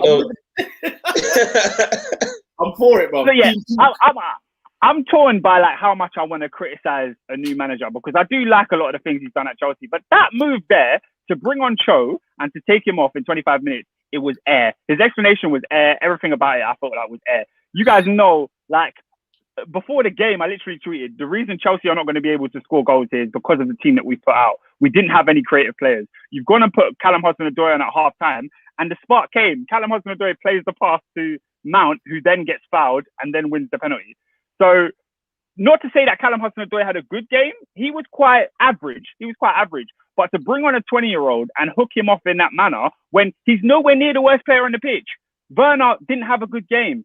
Alonso didn't have a good game. Reece James didn't have a good game. Any of those players could have made way. Kovacic, I mean, maybe that's not the right sub tactically, but there were worse players on the pitch than him. And today, Monday Night Football did a look at the stats on how Hudson-Odoi did. So he said that he didn't like his counter press and he didn't like his attitude. When Hudson-Odoi had the second most sprints for the time that he was on, Jamie Carragher did the little analysis of all of the sprints, and it was like every time he ran towards the ball, every time he lost the ball, he ran after it.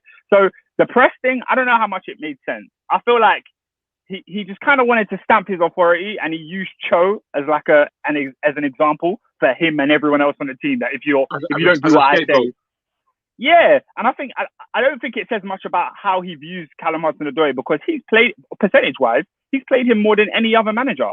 So. Yeah, it's annoying. He'll probably start tomorrow. But I got a question for all of you lot on the panel, just to see if you know, yeah? When was the last time Chelsea won a Champions League knockout tie? When you won Champions League? No, I thought it can't be that far. What a question. Flipping out. Pete. Oscar, I want to say a knockout tie, you said. Ajax? Yep. I have a feeling. Ajax was group stage. I have a feeling, bro. I think, okay, Robin's wrong. Robin said 2012. That's wrong. So okay. I'm going to assume Lampard didn't. Sarri was Europa League. I think it was so Mourinho. That already takes us to... I'm going Mourinho when they won the league. Oh, Conte. Has to be one of those two. I don't think it was Conte. It's Mourinho, but it's not when we won the league. It's the year before that. It's Mourinho in 2014. We beat PSG. Can you imagine? 2014 was the last time Chelsea won a Champions League knockout tie. Shout out to Iklas. He says PSG 2014 Denver Bar. That's the last time Chelsea won a Champions League knockout tie. We're going back beyond Lampard, Sarri, Conte, 2 seasons of Mourinho. Like literally, it's been so long. So this game against Atletico, we're not favourites to win. I think most people think we're going to go out, but like we have to do something in this Champions League. Like this has become what we fight for, isn't it? We're not a side that's challenging for the title this year. Probably won't be in our expectations next year. So if you're going to be in the Champions League, at least get to the semis. Do you know what I mean? So tomorrow is a huge game.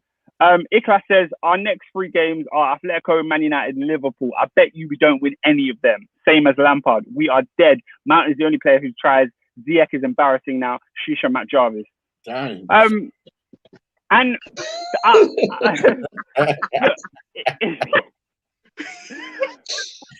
I'm very, very torn. I'm very, very torn because at the same time, I do feel everything he's saying. Like, I don't see us beating Atletico, United, or Liverpool. You know what I mean? Liverpool have lost 4 in a row at Anfield, and now we go to Anfield. I guarantee you they're going to win 1. You know what I mean? So I'm not that optimistic about Chelsea. These players, the 3 players whose necks I'm on, Ziyech, Havertz, and Pulisic, them guys need to perform. Like, it's over now. It's over. We got a manager sacked. We've lost our spark, but those creative players are the ones we should be relying on, not a 20-year-old Hudson-Odoi and a 21-year-old Mason Mount. Like, those are the guys. What's your expectations for tomorrow then? I think we'll definitely concede. We don't have Thiago Silva, so we're definitely going to concede. And I don't see us scoring, so I could see maybe a 1-0 or a 2-0, and then we have to hope we do something in the home leg. That's if I'm being honest. That's how I feel. Is it Jimenez? Suarez. I'm thinking of their back 4. Is Jimenez, okay. Savic? I think Jimenez is injured for this game. Lodi. Renan Lodi. Who plays right back for them? It was. Is it Arias? I think. Oh, Santiago, maybe. I guess. I'm trying to think of Atletico's back 4. Can't but obviously, it will be Saul Niguez, Koke. I think my man's back. What's the guy's name from Portugal? João Felix. João Felix is back. Suarez. Back. Yeah, Suarez, Carrasco, them man. Yeah, it's gonna be tough for us. Carrasco. I think the one thing I'm confident about is that Tuchel will have a plan. You know, he'll have us organized. So there is that. But the players on the pitch, will they perform and do what they need to do? I don't know. And he needs to play either a Hudson-Odoi or a Ziyech to give us a little bit of a spark. Because Mount and Werner, we played Tammy Abraham. Gosh, that guy. Like, they're just not doing anything. They're just not doing anything. So he's not good though. Yeah, man. No, he's not. He's not. I ain't got a prayer for Chelsea, I'm not gonna lie. I don't have a prayer for tomorrow. Man. Let's move on, man. Let's move on. We'll move on to Old Trafford. 3 points for the Man Utd. They're back, ladies and gentlemen. Back in the title race, people. 3-1 winners against Newcastle United. Boys, what were your thoughts on that game at Old Trafford? Comfortable win? The first 45 minutes was shocking. That was not. The first 45 minutes was shocking. Yeah, go for it, man. There's nothing to say. It really isn't. It really we isn't. scored 3, they scored 1. Well, Pete, if they've got nothing to say, let me go. Because you heard how I don't think too highly of this Chelsea team, yeah? Last week, I watched Chelsea invite Newcastle to their home, and we played them off the park. They didn't get a shot. I watched United versus Newcastle. I said, why is this an even game? Newcastle are so terrible. They're such a bad side. They have no good players. Yet somehow they've got confidence to go to Old Trafford and start popping it about and maximum scoring goals and all this and that. Almiron's running up and down the final third. I was so shocked. That's what I put in the group chat. I said, guys, Man United are dead. This is at 0-0. Name the midfield that allowed them to pop the ball about at Old Trafford. Fred, Matic, who did you have? Bruno. Who else is in there? Robin, help me out. Yeah. Oh, Dan James. Yeah. And by the way, Matic, I'm not slandering Dan James this week. He's done all right. Matic is the only possession cultured individual in that midfield. Like, let's look at it for what it is. I hope that me pamming Bruno every week, you man are seeing this youth, bro. Ball possession is in the bin, yeah. But when he gets that ball, something might happen. Yeah, one goal, 1 assist. It was shocking, but 1 goal, 1 assist. He has 15. Is it 15 goals or 10 goals and 15 assists? One of them. He has 25 goal contributions this season. Do you know how much judge that is, bro? That is So in all competitions, Bruno Fernandes has 22 goals and 13 assists this season. That judge is real, fam. That judge, That's why I'll never cuss him. I'll never cuss him because as how bad as he plays, something happens. So I was like, yeah, I'll take it. Lola said Bruno got a fraudulent assist. That's not even fair. Fraudulent. The fraudulent. It wasn't. But if it doesn't happen, if he didn't touch the ball, it wouldn't have happened. Wouldn't have been a goal. Yeah, that's what we call an assist. He nutmegged Jamal Lewis. Do you know what wasn't an assist? Do you know what wasn't an assist? Rashford's goal. oh dear. No. And you know why I didn't want to talk about this game? Because guys, you people that watch the game, if Rashford does not score that goal, where's our first goal coming from? No, honestly. I was so mad that Carl Darlow got beat at his near post because I honestly said, if he saves this, how are Man United scoring? How? I didn't see it. It was a great goal for me. I can't lie. No, great goal from Rashford, but your keeper got beat at his near post. Like the keeper has to look at him. No, the keeper's at fault, 100%.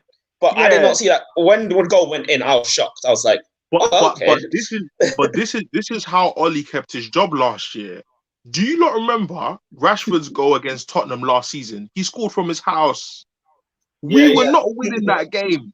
We were not winning that game until Rashford usually takes the ball by the horns and says, "I'm gonna do my thing in it."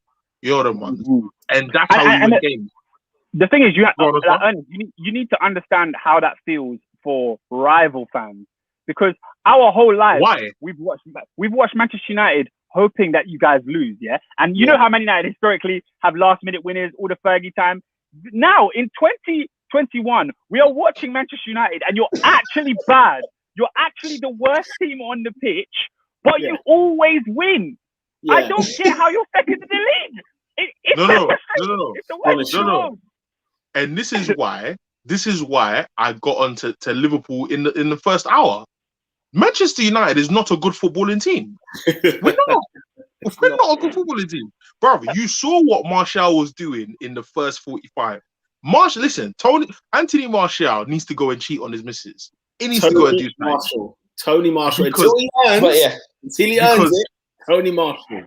No, because I don't understand what this girl's done to him. I don't know if she's feeding him chicken that's undercooked. I don't know what's going on, bro.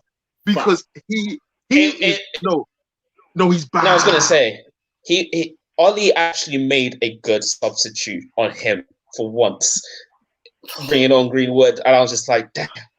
I'm not gonna lie.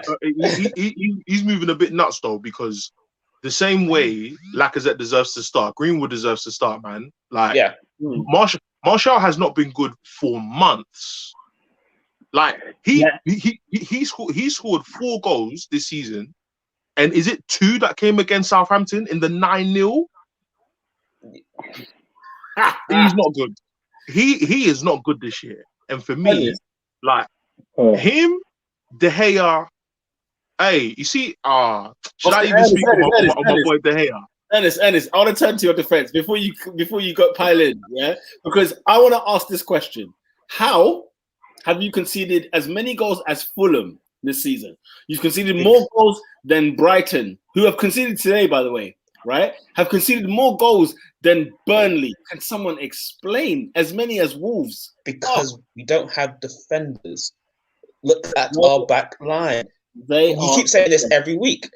A joke, absolute joke. Because the thing is, as much as I say, like DM is our most necessary, like is the priority here. The goal that we conceded against Newcastle is not a defensive midfield issue. There is panic stations at the back every game. That's what I'm saying. Like if there is, because obviously GameStop had their stocks go up recently. I'm like, is there a clean sheet stock? Is there a clean sheet company that man can put stocks in? Because I just want a clean sheet. I just want a clean sheet. And the thing is, I don't even, because I feel like we're gonna draw against Chelsea. Yeah? Like, can we? The thing, even if we don't win, can we get a clean sheet against Chelsea? Because that's one team that if we concede, I think I'll pull my beard off. because Do you know what? Do you know what team, also frustrated me? Can't score goals to save their lives. Do you know what also frustrated me? So do you know what that means? Because Chelsea can't score, we're gonna concede. Do you know what? Do you know what even frustrated me is that during Thursday, and I was more worried about Sociedad than Newcastle. That we panned them off the park. Bailey did have a mistake at the start, but he can still see that even when he's injured, he's still our most competent defender. And that, in fact, we reverted to playing Lindelof and Maguire at the back, and there was just panic stations in front center. I genuinely believe that Bailey calms down Maguire. I genuinely believe he does. Because, my gosh, when one of them is panicking and the other one starts panicking, we're just seeing nothing but calamitous defending. Lola said one of them is an escaped convict. This is it. This is it. Man said we got Akon in the back four, you know. It's mad, bro. I can't believe you bought him. I just can't believe you bought him. I'm still in shock. I need to get over it. There's many things I can't believe, Peter. There's a lot of things I can't believe.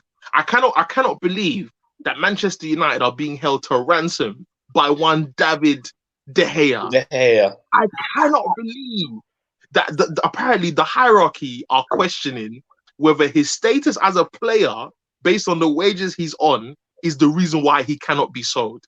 David De Gea is not better than Edwin van der Sar. He's not better than Kasper Schmeichel. He has cost us countless. You know, like. Wait, did you mean not even Peter? No, not even Peter. That's Kasper. I was meant to say Peter still. I was meant to say Peter. No, but like he has cost us countless goals. You know, like endless. You know when back in the day on Mortal Kombat, yeah, on N64, where you pam a guy, yeah, and he goes into the bottomless pit, and he doesn't stop moving, bro. He has cost us perpetual amount of goals, yeah, and he's still there. He's still there. And the thing is, everyone's saying, "Oh, but Henderson's not even that much better," and I'm like, no, we haven't given Henderson a run of games to switch it. Just switch it. Let him finish. Look, Man United will be in the top 4, right? So just let him play the rest of the season and then get him ready for next season. Because there's no point in having this, like you said, to ransom with De Gea. Do you remember the whole new contract how many years ago? And, you know, when Real Madrid wanted him, and then I think you lot gave him a bumper contract. And then we're still looking at this guy like, come on, he's not been it for 18 months at least. And, yeah, it's time to drop. No, the thing is this, yeah, like David De Gea has not been. I feel like he's given up, bro. I think he's fed up with the fact that, because you know what it is. David De Gea to this day still hasn't had a back four. He's been at United since 2011. Yeah. He's been there for 10 years. He still hasn't had a back four that can rival what his talent deserves. You know what I mean? Like, so I think for now, obviously, on one side of the coin. It's like I hear why you might be frustrated, but at the end of the day, you're a professional football player. Man, just letting goals in, bro. At Tottenham last year, when flipping Bergwijn, one of the worst players in the Premier League, yeah, scored that goal against him, I was so pissed because I was like, bro, come on, this you, bro. Yeah, no, this is what I'm saying. So I'm like, I don't understand why De Gea is he's just not on it anymore. And then on top of that, Maguire's not giving you confidence. Lindelof for sure is not giving you confidence. Then you got Fred in front of them. I'm not having any of them. All of them need to cut, bro. All of them, bro. All of them need to cut. Okay. And if Tony is, if he's carrying on like this, and the joke is he's holding us to ransom as well. Like he's signed until 2024, so I don't know how we're gonna get rid of him. You know what I mean? So, bro, like going forward off of next season, we need to pattern up, bro. Jadon Sancho started this season poor. I feel like he was thinking about the contract and the move, and it didn't happen. And now him and Haaland are just moving brazy, bro. Vegeta and Goku style, bro. They're taking a piss. The link up. 200 million. The thing is, I'll just slap it. 200 million. Bring them both. The thing is, I know for a fact because is it Michael Zorc? Michael Zorc said, "Nah, it's not, guys. I was kidding. It weren't 120 million. It weren't that, cuz. You're the one." So he's covered on some Poundland budget thing, cuz. So it's because he knew he messed up. He knew he messed up. Of course. And I was watching Dortmund on the weekend, and the commentator was like, "There's bare man that he has to sell because of what COVID has done to their budget. There's bare man, including Man Utd, including Julian Brandt, including Sancho. They need to sell them, bro. Potentially including Haaland. Guy in at United. Haaland's the first one out. If they don't make Champions League, Haaland is the first one out. That's what but the thing is, United are not getting both. You're not getting Haaland because of the Mino Raiola thing, innit? I don't care. But listen, see Mino. The reason I ain't got a problem with Mino, you know why? He's a man about his peas, bruv. Yeah, I have no issue with Mino. Mino is if my kid was a footballer, I want an agent like Mino because he represents my client well. You know what I mean? He represents his client well. He's done his best for players like Lukaku and Pogba all over the years. I ain't got an issue with him. The problem with United is that they get in business with these guys and then they start to pretend like they didn't know who these guys were. Nonsense use, bro. So for me, because United like to play victim. Oh, we didn't know. We didn't know what was going on. Man, not making noise about Daniel James' 3-game form. You didn't know how bad he was before you signed him? Get out of here, man. I'm not with any of that, bro. Look at that. Like I said, look at that. And people are going to make noise. I'm not getting onto Dan James because he scored 2 goals this week. So that's all right. Fair play. You do your thing. No. But I know he's not good. No. I'm saying United fans are going to get excited because they've seen this. Relax yourself. Calm down. He's not good. He's having he's finally earning his wages. Finally earning his wages. And even that, I can't even say that yet because for 15 million, for a man that was meant to be rated according to gigs, you should be like solving our right wing problem right now. Like he's not good. Anyway, back to Mino Raiola. Get Haaland, inshallah, and Sancho as well. And we've got a problem solved for the next 10 years, 6, 7 years with a right winger and a striker. Because Haaland was made in the lab. His finishes are ungodly, bro. They're ridiculous. He's insane. And do you know what made me? I still thinking back when we had the chance to sign Haaland, and Ollie wanted him, but United both said no because no one knew who Donny was except Ollie, and I was just like, we could have had him. Yeah, it was a very big what if. He worked under Ollie, innit? Yeah. This is why Woodward needs to cut blood. But does Haaland want to go United though? Does Haaland want to go to United? I've got a theory. His dad literally built him in the lab to take down Man United because of that tackle that really team gave him. So there's a bit of brother in there, but generally I feel like he's more likely to go City than anything. Yeah. I don't know. I just don't see him at United. If he goes to City under Pep, it's over. It's over. It's over. Yeah, it's done. If he goes to City, that's not fair. I think like financial fair play and stop that because it's not fair if he goes to City. It's really not fair. It's really not. Bro, the same FFP that allowed Mbappe and Neymar to go to the same club in the same window. Good luck. Good luck. Oh, yeah. Nah, Scudamore. Someone's got to say something. This is Scudamore. I'm not gonna lie though. For his career, I don't want him at United because we'll kill him. We will destroy him. Yeah. For his career, I want him to go to Pep. Because at least with Pep, I'll be like, this is where you should be. This is where you belong. Do you remember when Simba saw his dad in the sky and was like, "Yo, remember who you are." Ben went back to Pride Rock on crud. Yeah, this is where. Oh my god! That grudge between Keane and Haaland, I'm telling you, it's not over yet. It's not over yet. That was a nasty tackle as well. All right, let's wrap things up, guys. I don't know who this is, but it's, how do you say that name? Mio? Is it Mio? Mio B. Said Mio Oscar, B. Mio. Did you just say spending money is unfair? No, it's not spending money. I like the Haaland. Like guys. Mio said it's rich coming from you, cuz. It's a wrap. No pun intended. I want Haaland tomorrow. Guys, let's give it a second thought. Haaland at Man City. Like, give that. No. God damn. No, Mio, that's not fair. You can't tell me it's not fair. You know, it's like putting a hotel on Mayfair. That's what you've done. That's literally it. It's a hotel on Mayfair and Park Lane. You know what? Yeah. You know what though? Yeah. Like, what's it called? Yeah, I'm gonna move on to that. What for me the fear is Pep Guardiola and Kylian Mbappe. It's a marriage I don't want to see. I want to see, but I don't want to see. And it's like I'm glad they've been far apart as much as they have been. All the talk is somebody else, Messi or whoever, or Haaland, whoever. If Kylian Mbappe, because his performance against Barcelona alone, man. Anyway, we'll move on. But he's like on the last. Is it next year? Is it his last year? Yeah. It'll be It'll be Real Madrid.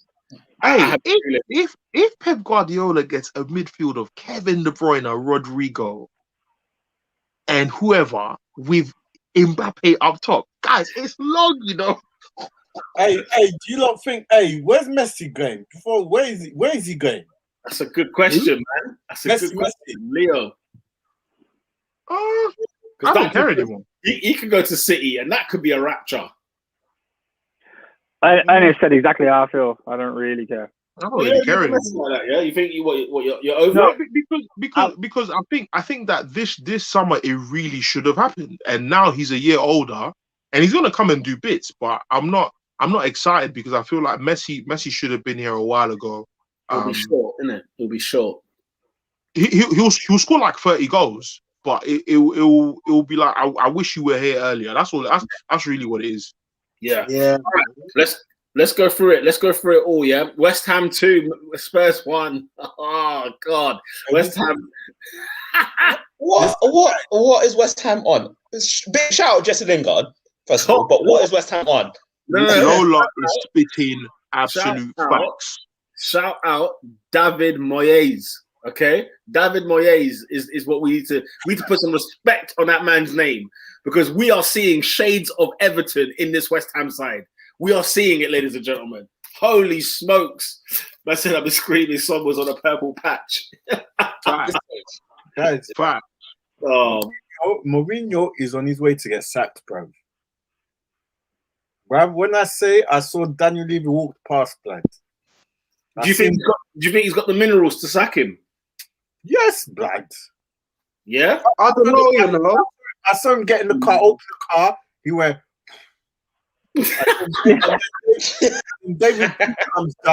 David Pleat comes down, bruv. He was not happy. He's running gums, blood. On the football, he was. Hey, what? No, but David, yo, you know the mistress that you've been coveting for many, many years, and you finally got your hands on her, but it's like, you know what? I'm not part of this life. I just can't afford it. But you know what? Levi, if he takes out a loan, if he bangs F, for me, I think he'll put the money on the table. He'll put his money where his mouth is. He will try his best to get Jose what he wants, because it's like, this is Jose. You've seen him. He's in love with Jose Mourinho. Yeah, he is. They got stadium to pay off, blood. He's not gonna have the peas, bro. Oh, so then why did he bring him? He's gone to bed. He's gone to bed with him. That's what I'm saying. Like, it's them was, one night stand. The chick weren't even that nice, and then she's pregnant. And that's it. Rapture. It's them ones where you've laid the bed. You've made the bed. Now it's time for you to sleep. But bro, I'm not even saying it for the sake of analogy, but a baby, like there's a baby here now. Now it's like, what? So what they're gonna pay off? Danny Levy's gonna pay off Jose Mourinho X amount of millions to leave. I don't know, man. Yeah, you're right. No, I don't think he's got the minerals to sack him. I don't believe it. He's starstruck by the guy, man. Like he's gonna see him today and be like, "Oh my God, it's Jose." That's like, brother, you've had him for a year and a half or something like that. In all honesty, it's not even that bad, I suppose. To be honest, they've just got a horrible team, but they're going to be in Europe this year. Man, it's just going to be an average season. You know what I mean? They'll do well to get in Europe, bro. Their defense, they got no back. Oscar, bro. I'm looking at the table here on Google, yeah. All I see is red X's, blood. 1, 2, 3, 5. One win in between, blood. In games, bro. Wow. Yeah, but games. One win in 5, blood. Come on, bro. But that's exactly it. That's exactly it. It's 1 win in 5. It's not like Spurs have had good patches of form this season. They've had bad patches of form. I believe they will have another good patch of form, finish 6th or 7th, and we'll have nothing to say about it. It's Spurs at the end of the day.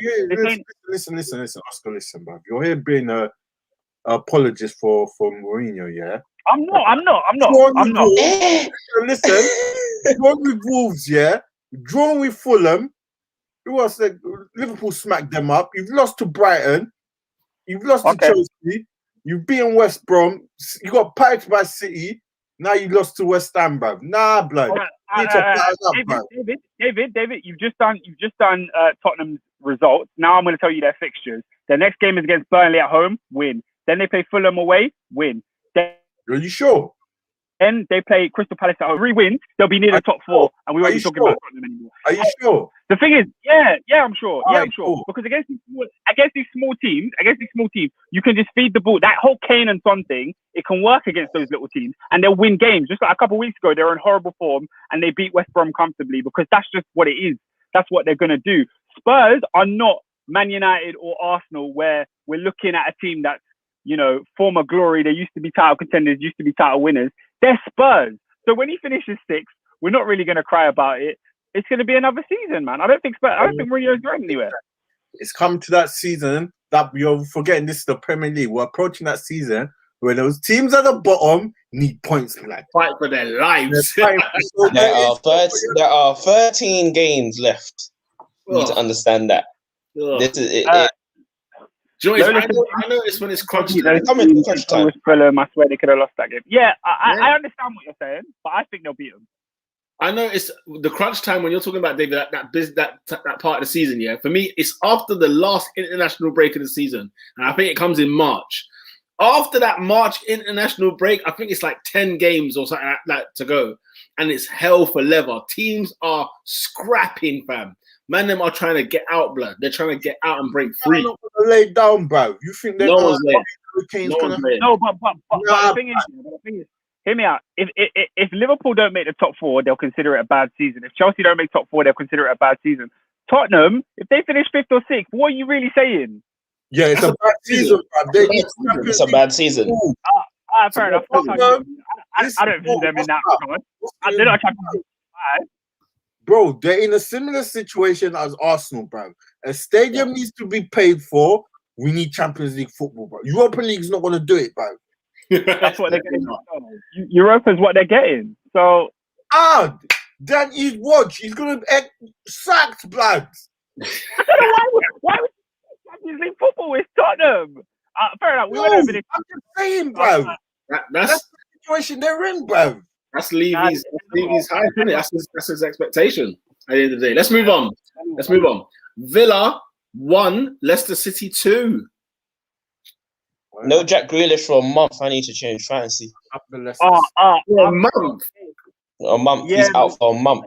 Holy I feel like he was genuine contender for player of the season, but now that no one's even going to be looking at him because he's not going to be around. Forget Villa in Europe. That's over. If he's out for a month, it's over. That ship has sailed. If any team was so dependent on a player, I think it's Villa because Jack Grealish was outstanding. He's been outstanding, and the other players who they have good players with them, but like John McGinn has not really done it this season. I don't know why. Ross Barkley, not really done it this season, and I feel like it's going to take a lot for them to, like, Ollie Watkins can't do it alone. You know what I mean? I think McGinn was good first half. I think he was as well, but I think it's the glue. He was there last season. Grealish is the glue for that team. He makes everyone else tick. And if he's not there, I don't see much, as Oscar was saying earlier. Yo, man, question, bro. How is Gundogan only 6.1 million? Because he only started. He's always injured. Like, he's always injured. In December. Yeah, all his goals came in December. He's never been this goal scorer for City. He's never been this guy. Even for Dortmund. Man's been missing out on bare points, blood. Fam. Them ones. Okay, Burnley 0, West Brom 0. We can move swiftly on from that. Fulham 1, Sheffield United 0. I think Sheffield, I'm going to have to concede now, guys. Sheffield United are gone. They are gone. That is... welcome. And not only that, their performance at Fulham was a joke. It was a joke. It didn't seem like a team who had something to fight for. They are good as toast, so they're out of here. And of course, Wolverhampton Wanderers beat Leeds United. Leeds. Who was the goal of the week, lads?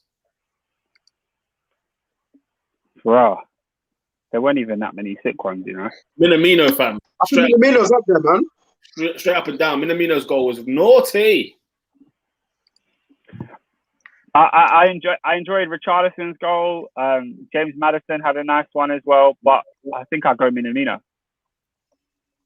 I'm definitely Minamino. Was there a screamer that we're missing? Was there something? I think it's for the naughty bro. What's his name? The Crystal Palace guy, bro. Oh, Mateta? Yeah. He scored a naughty goal, bro. I ain't seen the goal, so I can't really. You know what? It's not goal season, but because the celebration made me laugh, Jesse Lingard's goal. No, do you know what? Yeah, do you know that celebration made me laugh. Hey, hold on. Can we include Mahrez against Everton, bro? Oh yeah, they played midweek, didn't they? Yeah.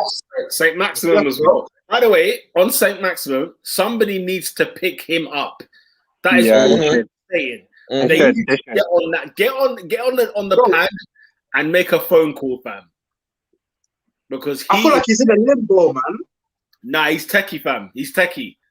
But for what Newcastle would demand, he wouldn't be worth it to a team, if that makes sense. Because like he's like 45, 50. No one's going to pay that for him. I mean, I guess so. But if he played for who would he do well? I mean, I'd take him at Arsenal. I'm not going to lie. Even Leicester. Superb. Also, what Lola just mentioned that Niger FC are marching on 2 points off Newcastle.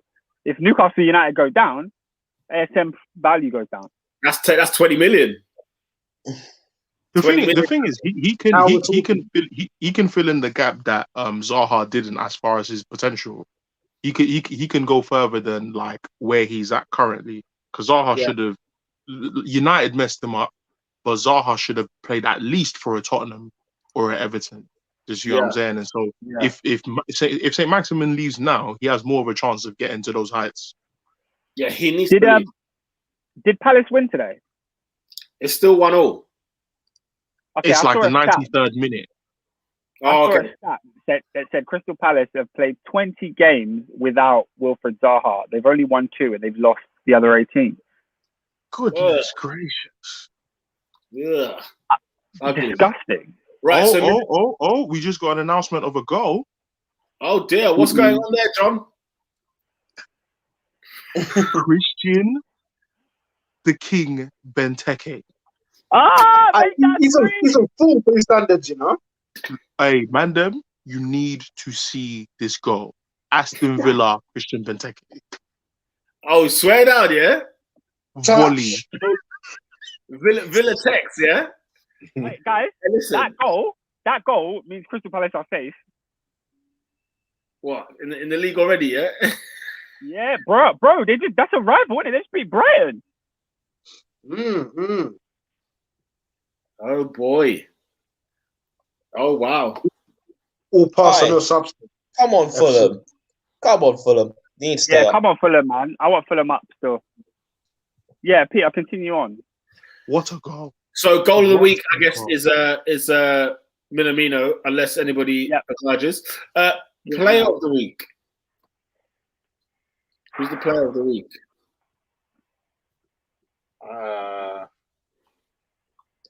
I want to give it to Lingard. Do you know what? He's been on some good form. Do you know what it is? Accumulatively, because since he's come to West Ham, I've seen like 3 of their games and he's been really, really good in all 3. Like, he's the energy, he's the spark. He's, for somebody who hasn't played all season, he's mad fit. Like, he plays 90 minutes and he's the most active live wire on the pitch. Like, yeah, shout out to Jesse Lingard because he's doing his thing, man. He is doing his thing. I want to honorable mention. Jordan Pickford was outstanding at Anfield, bro. The guy made like 10 saves, and for that win, like alone, for me, it has to go to him. Like he was just too sick. Clean sheet. And the context of it as well, because he's the villain of the piece, and obviously the whole Van Dijk thing, and he went to Anfield, he did it in their backyard. That sort of adds stock to that potential.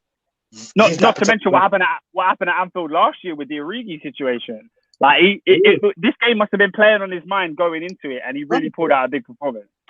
That's a sick point. I also want to give an honourable mention to Raheem Sterling because I thought he was unplayable at the Emirates. He I know Man City weren't all that impressive, but he was unplayable against. And obviously, just watching it firsthand, I was mesmerised by his positioning, the way he runs, the amount of time. You know when a player wants to make a run and then they stop? You know, like when they sort of do it like a start-stop. He did it about 6 or 7 times and lost Bellerin at every single opportunity. So I just looked at him and I just thought, man, what an intelligent... He is awful, by the way. What? Say again? Bellerin is shocking, by the way. Bad. Oh, yeah. Bad. Really, really bad. Oh, dear. And when you think about Sterling's growth, I'm very much impressed. But I think it has to go to who's the first guy we mentioned? Jesse Lingard. I think Jesse Lingard is the one for me. Yep. Yeah? Yeah, I'm going Pickford. Cool. Jesse Lingard is the player of the week. How'd you wear that one out? Hold on. Everybody said Lingard. Everyone said Lingard except you. Who said Lingard? 1, 2, 3. Who are the 3? Me and Adrian both said Pickford. Robin and you said I said Lingard as well. Wait. Adrian said Pickford in the end. Yeah. Okay. David. Lingard. Oh, so Lingard is the player of the week. Come on. Come on, guys. Come on. When is Pickford ever going to get it? A clean sheet at Anfield. What are you talking about? Team of the week. Come on. Move on. How many defenders? Everton are the team of the week. Yeah. Everton. But their best player can't get player of the week. Get out of here. Everton are the team of the week. First win at Anfield since 1999. Team of the week. Yeah, Everton. No, I'm going West Ham. I'm going West Ham. Shall I say why? Well, Everton lost midweek. Everton lost midweek, right? And then they won. Wait there. Because we brought up Morris's goal against Everton, didn't we? Yeah. Everton lost midweek and then they won on the weekend. Impressive victory at Anfield, sure. But West Ham won 2 games as well.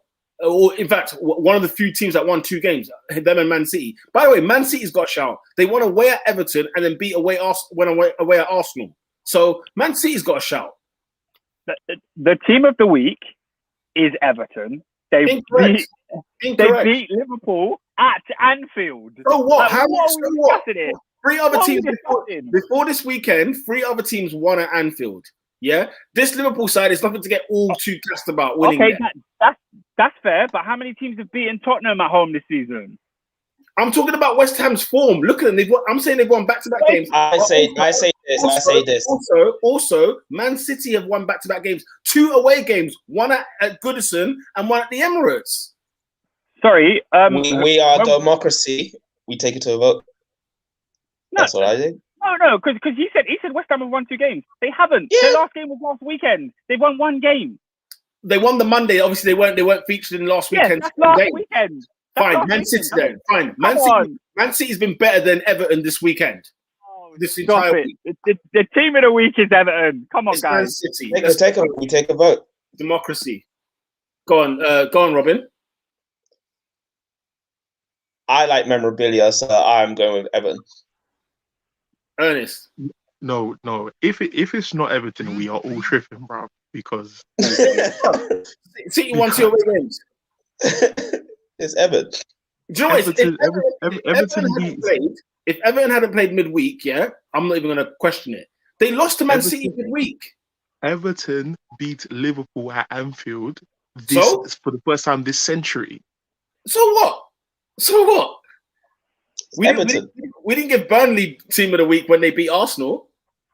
If it's not Everton, I'm going to bet. Man City. Come on, man. I'm so bad. It's Everton. Man City won away at Goodison and then away at the Emirates on the same week. It's a democracy, Peter. Okay, let's get about it. Liverpool at We had 3 for Everton. So what? Listen, beating Liverpool at Anfield is not even a thing anymore. Not this season.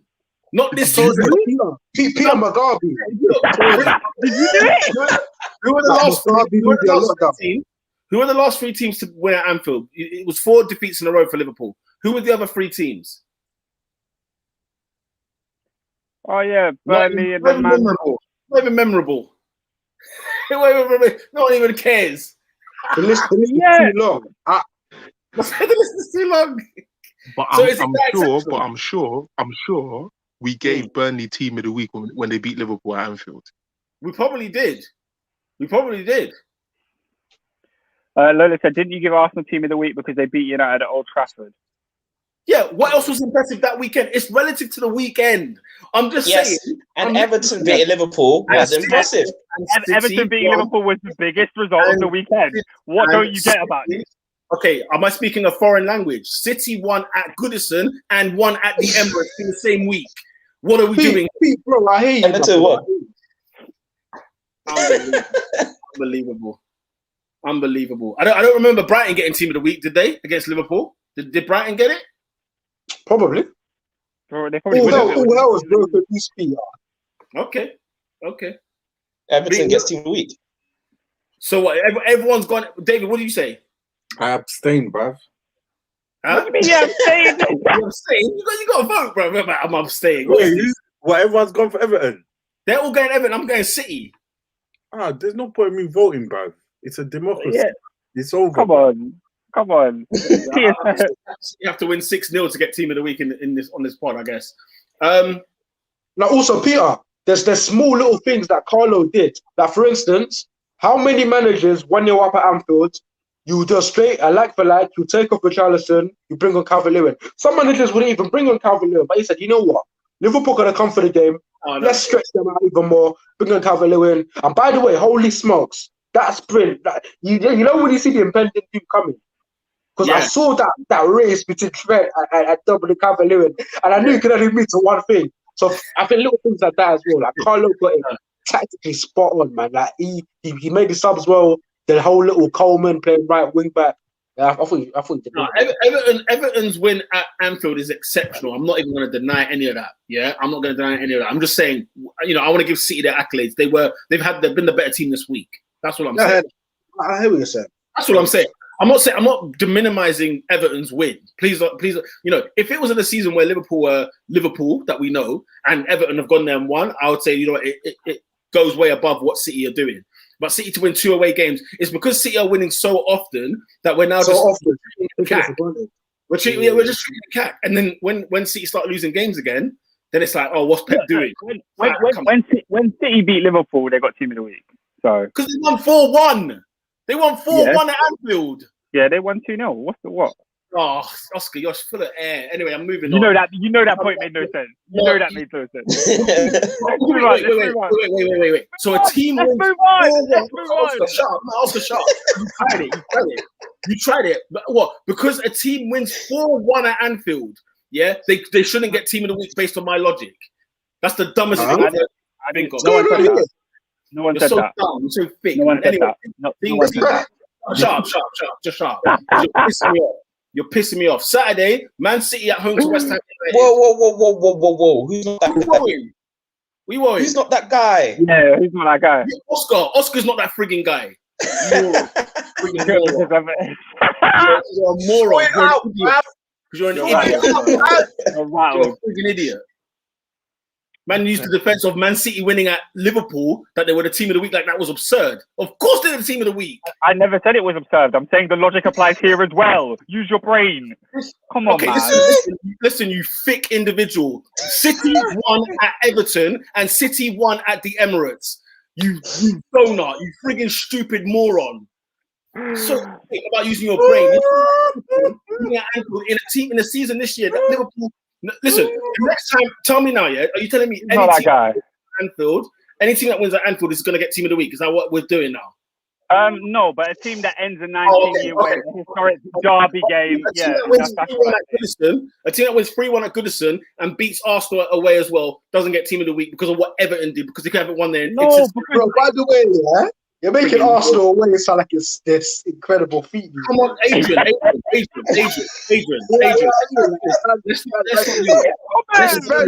Let's not do this. In that territory at the moment. Let's not frigging do this. If that's what we're doing, okay, I know what podcast I'm on. Frigging morons. A lot of you are morons. Why are you fighting the crowd? Frigging morons. I'll go to who's not that David, who's not that guy? Who's not that guy, bro? Who's not that guy? It's me. I told you I gave up this segment. I've had enough of Arsenal, man. I gave up this segment. I don't have anyone, man. Hate my team. Oh, okay. Does anyone have anything for not that guy? I'm trying to think. I'm trying to scour my brain. Not that guy. I give it to the. I think Peter wants to give it to the top 4. I'll give it to Oscar. I'm giving it to Oscar. If we're gonna do it not that guy, Oscar's gonna be the one that's not that guy. Okay. Friggin' morons. I'm friggin' dealing with deluded individuals. Adrian, how dare that come out your mouth? You moron. You absolute tool. You've won your title, now you're giving it the big one.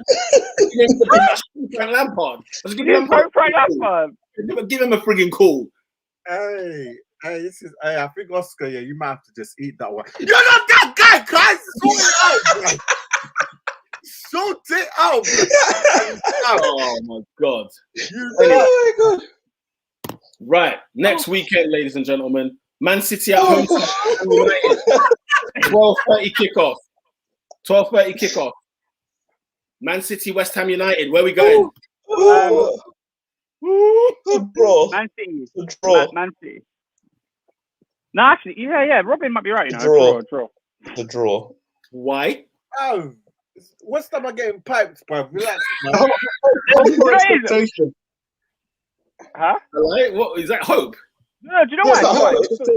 The only reason I say draw, yeah, it's just because I say draw. City have won 18 in a row. It has to end at some point. And West Ham are at least going to be organised. They're not going. Obviously, they're not a better team, but they're going to be very, very organised. More so than my predictions. All systems go, my friend. My predictions may be wild, but they always come true. I mean, always. They always come true. Aye. My predictions. No, I understand them. But anyways, there's a game tomorrow. You know. Who gives a damn? Leeds, Southampton. Do you give a damn? No, I was mentioning it. I mean, I captain Bamford as well. The big meat, fam. That's all I talk about. I'm going Man City. Something tells me it's going to be a draw. Something tells me it's going to be a draw. I'm going draw as well. City. All right, Sunday, 12 o'clock kickoff. Leicester City at home to the Arsenal. Wait, what time? 12 o'clock. On when? Saturday? Sunday. Listen, that's a Leicester win, bruv. Yeah. Arsenal don't do like time kickoffs. Well, yeah. When the sun is still you see Benfica. Are you flying somewhere? Or are you at home? Oh, we're going to Greece, bruv. Greece, blood, further than where we were in our away game. Our home game is further than our away game. What the flip is wrong with you, AFA? Arsenal L. You're damn right. Arsenal. Just leave the L. Just hold the L across, man. I want you guys to do something. Huh? Away goals are in effect. I don't get it. What the hell? I don't get it. Explain to me why our home game is further than our away game. It's preposterous, man. I get it. It's further than the original away tie. Why are we flying to Greece? I'm here for a farce. I am here for a farce, but listen, we'll probably go out. Yeah, we're going to score a goal on Thursday, and I'm going to think it's double. And it's not. It's literally the home leg. I'm going to think it's double. I swear down. Yeah, trust me, bruv. You're right. Be Arsenal Gunnar. You've got to attach some duct tape on Jamie Vardy, fam, because fam. Anyway. I think everyone's going with the Leicester win, isn't it? Full house. Yes, sir. Unfortunately, I want you guys to win, but unfortunately. Yeah, so do I. But Chelsea, Manchester United. It's the 4:30 kickoff, ladies and gentlemen.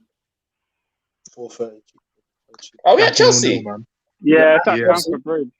That's down for Bridge, Oh. man. See, one United. That's Wait, 0-0, man. Is Pogba fit? Pog back. No. I don't think he makes it.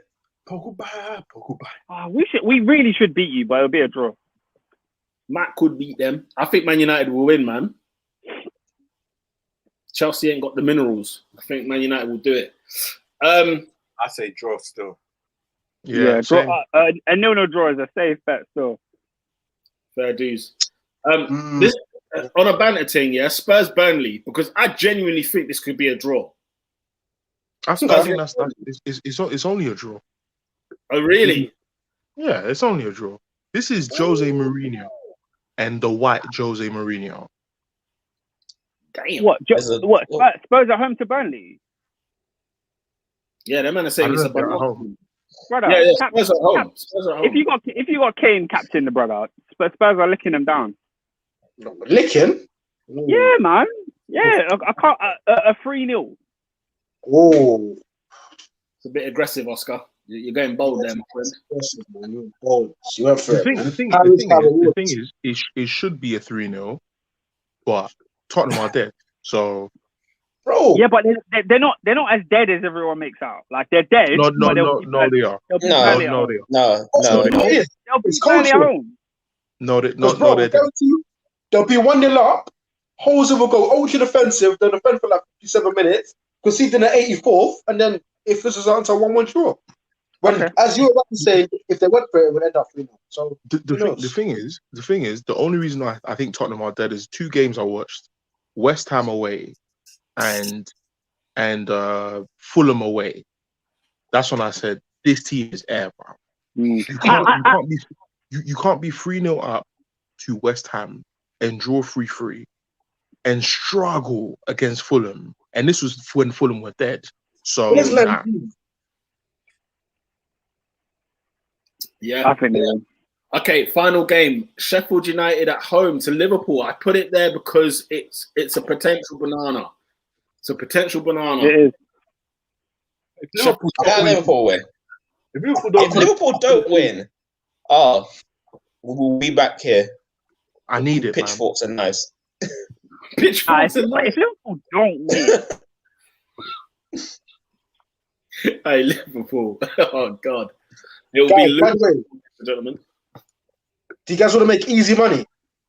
One. For the rest of the season, bet on Sheffield United to lose their games by a margin of 1 goal. Just do it. Just do it. For the next 13 games, I'm going to be betting on Sheffield United losing games. Losing by a goal margin. Trust me. Well, ladies and gentlemen, that wraps up this week's Top 4 Podcast. Thank you for locking in. Make sure you share, like, and subscribe to the channel at Top 4 Podcast on the Twitter, Spotify, iTunes, SoundCloud, YouTube. We are live every Monday at 8 p.m. With that, guys, we are out of here.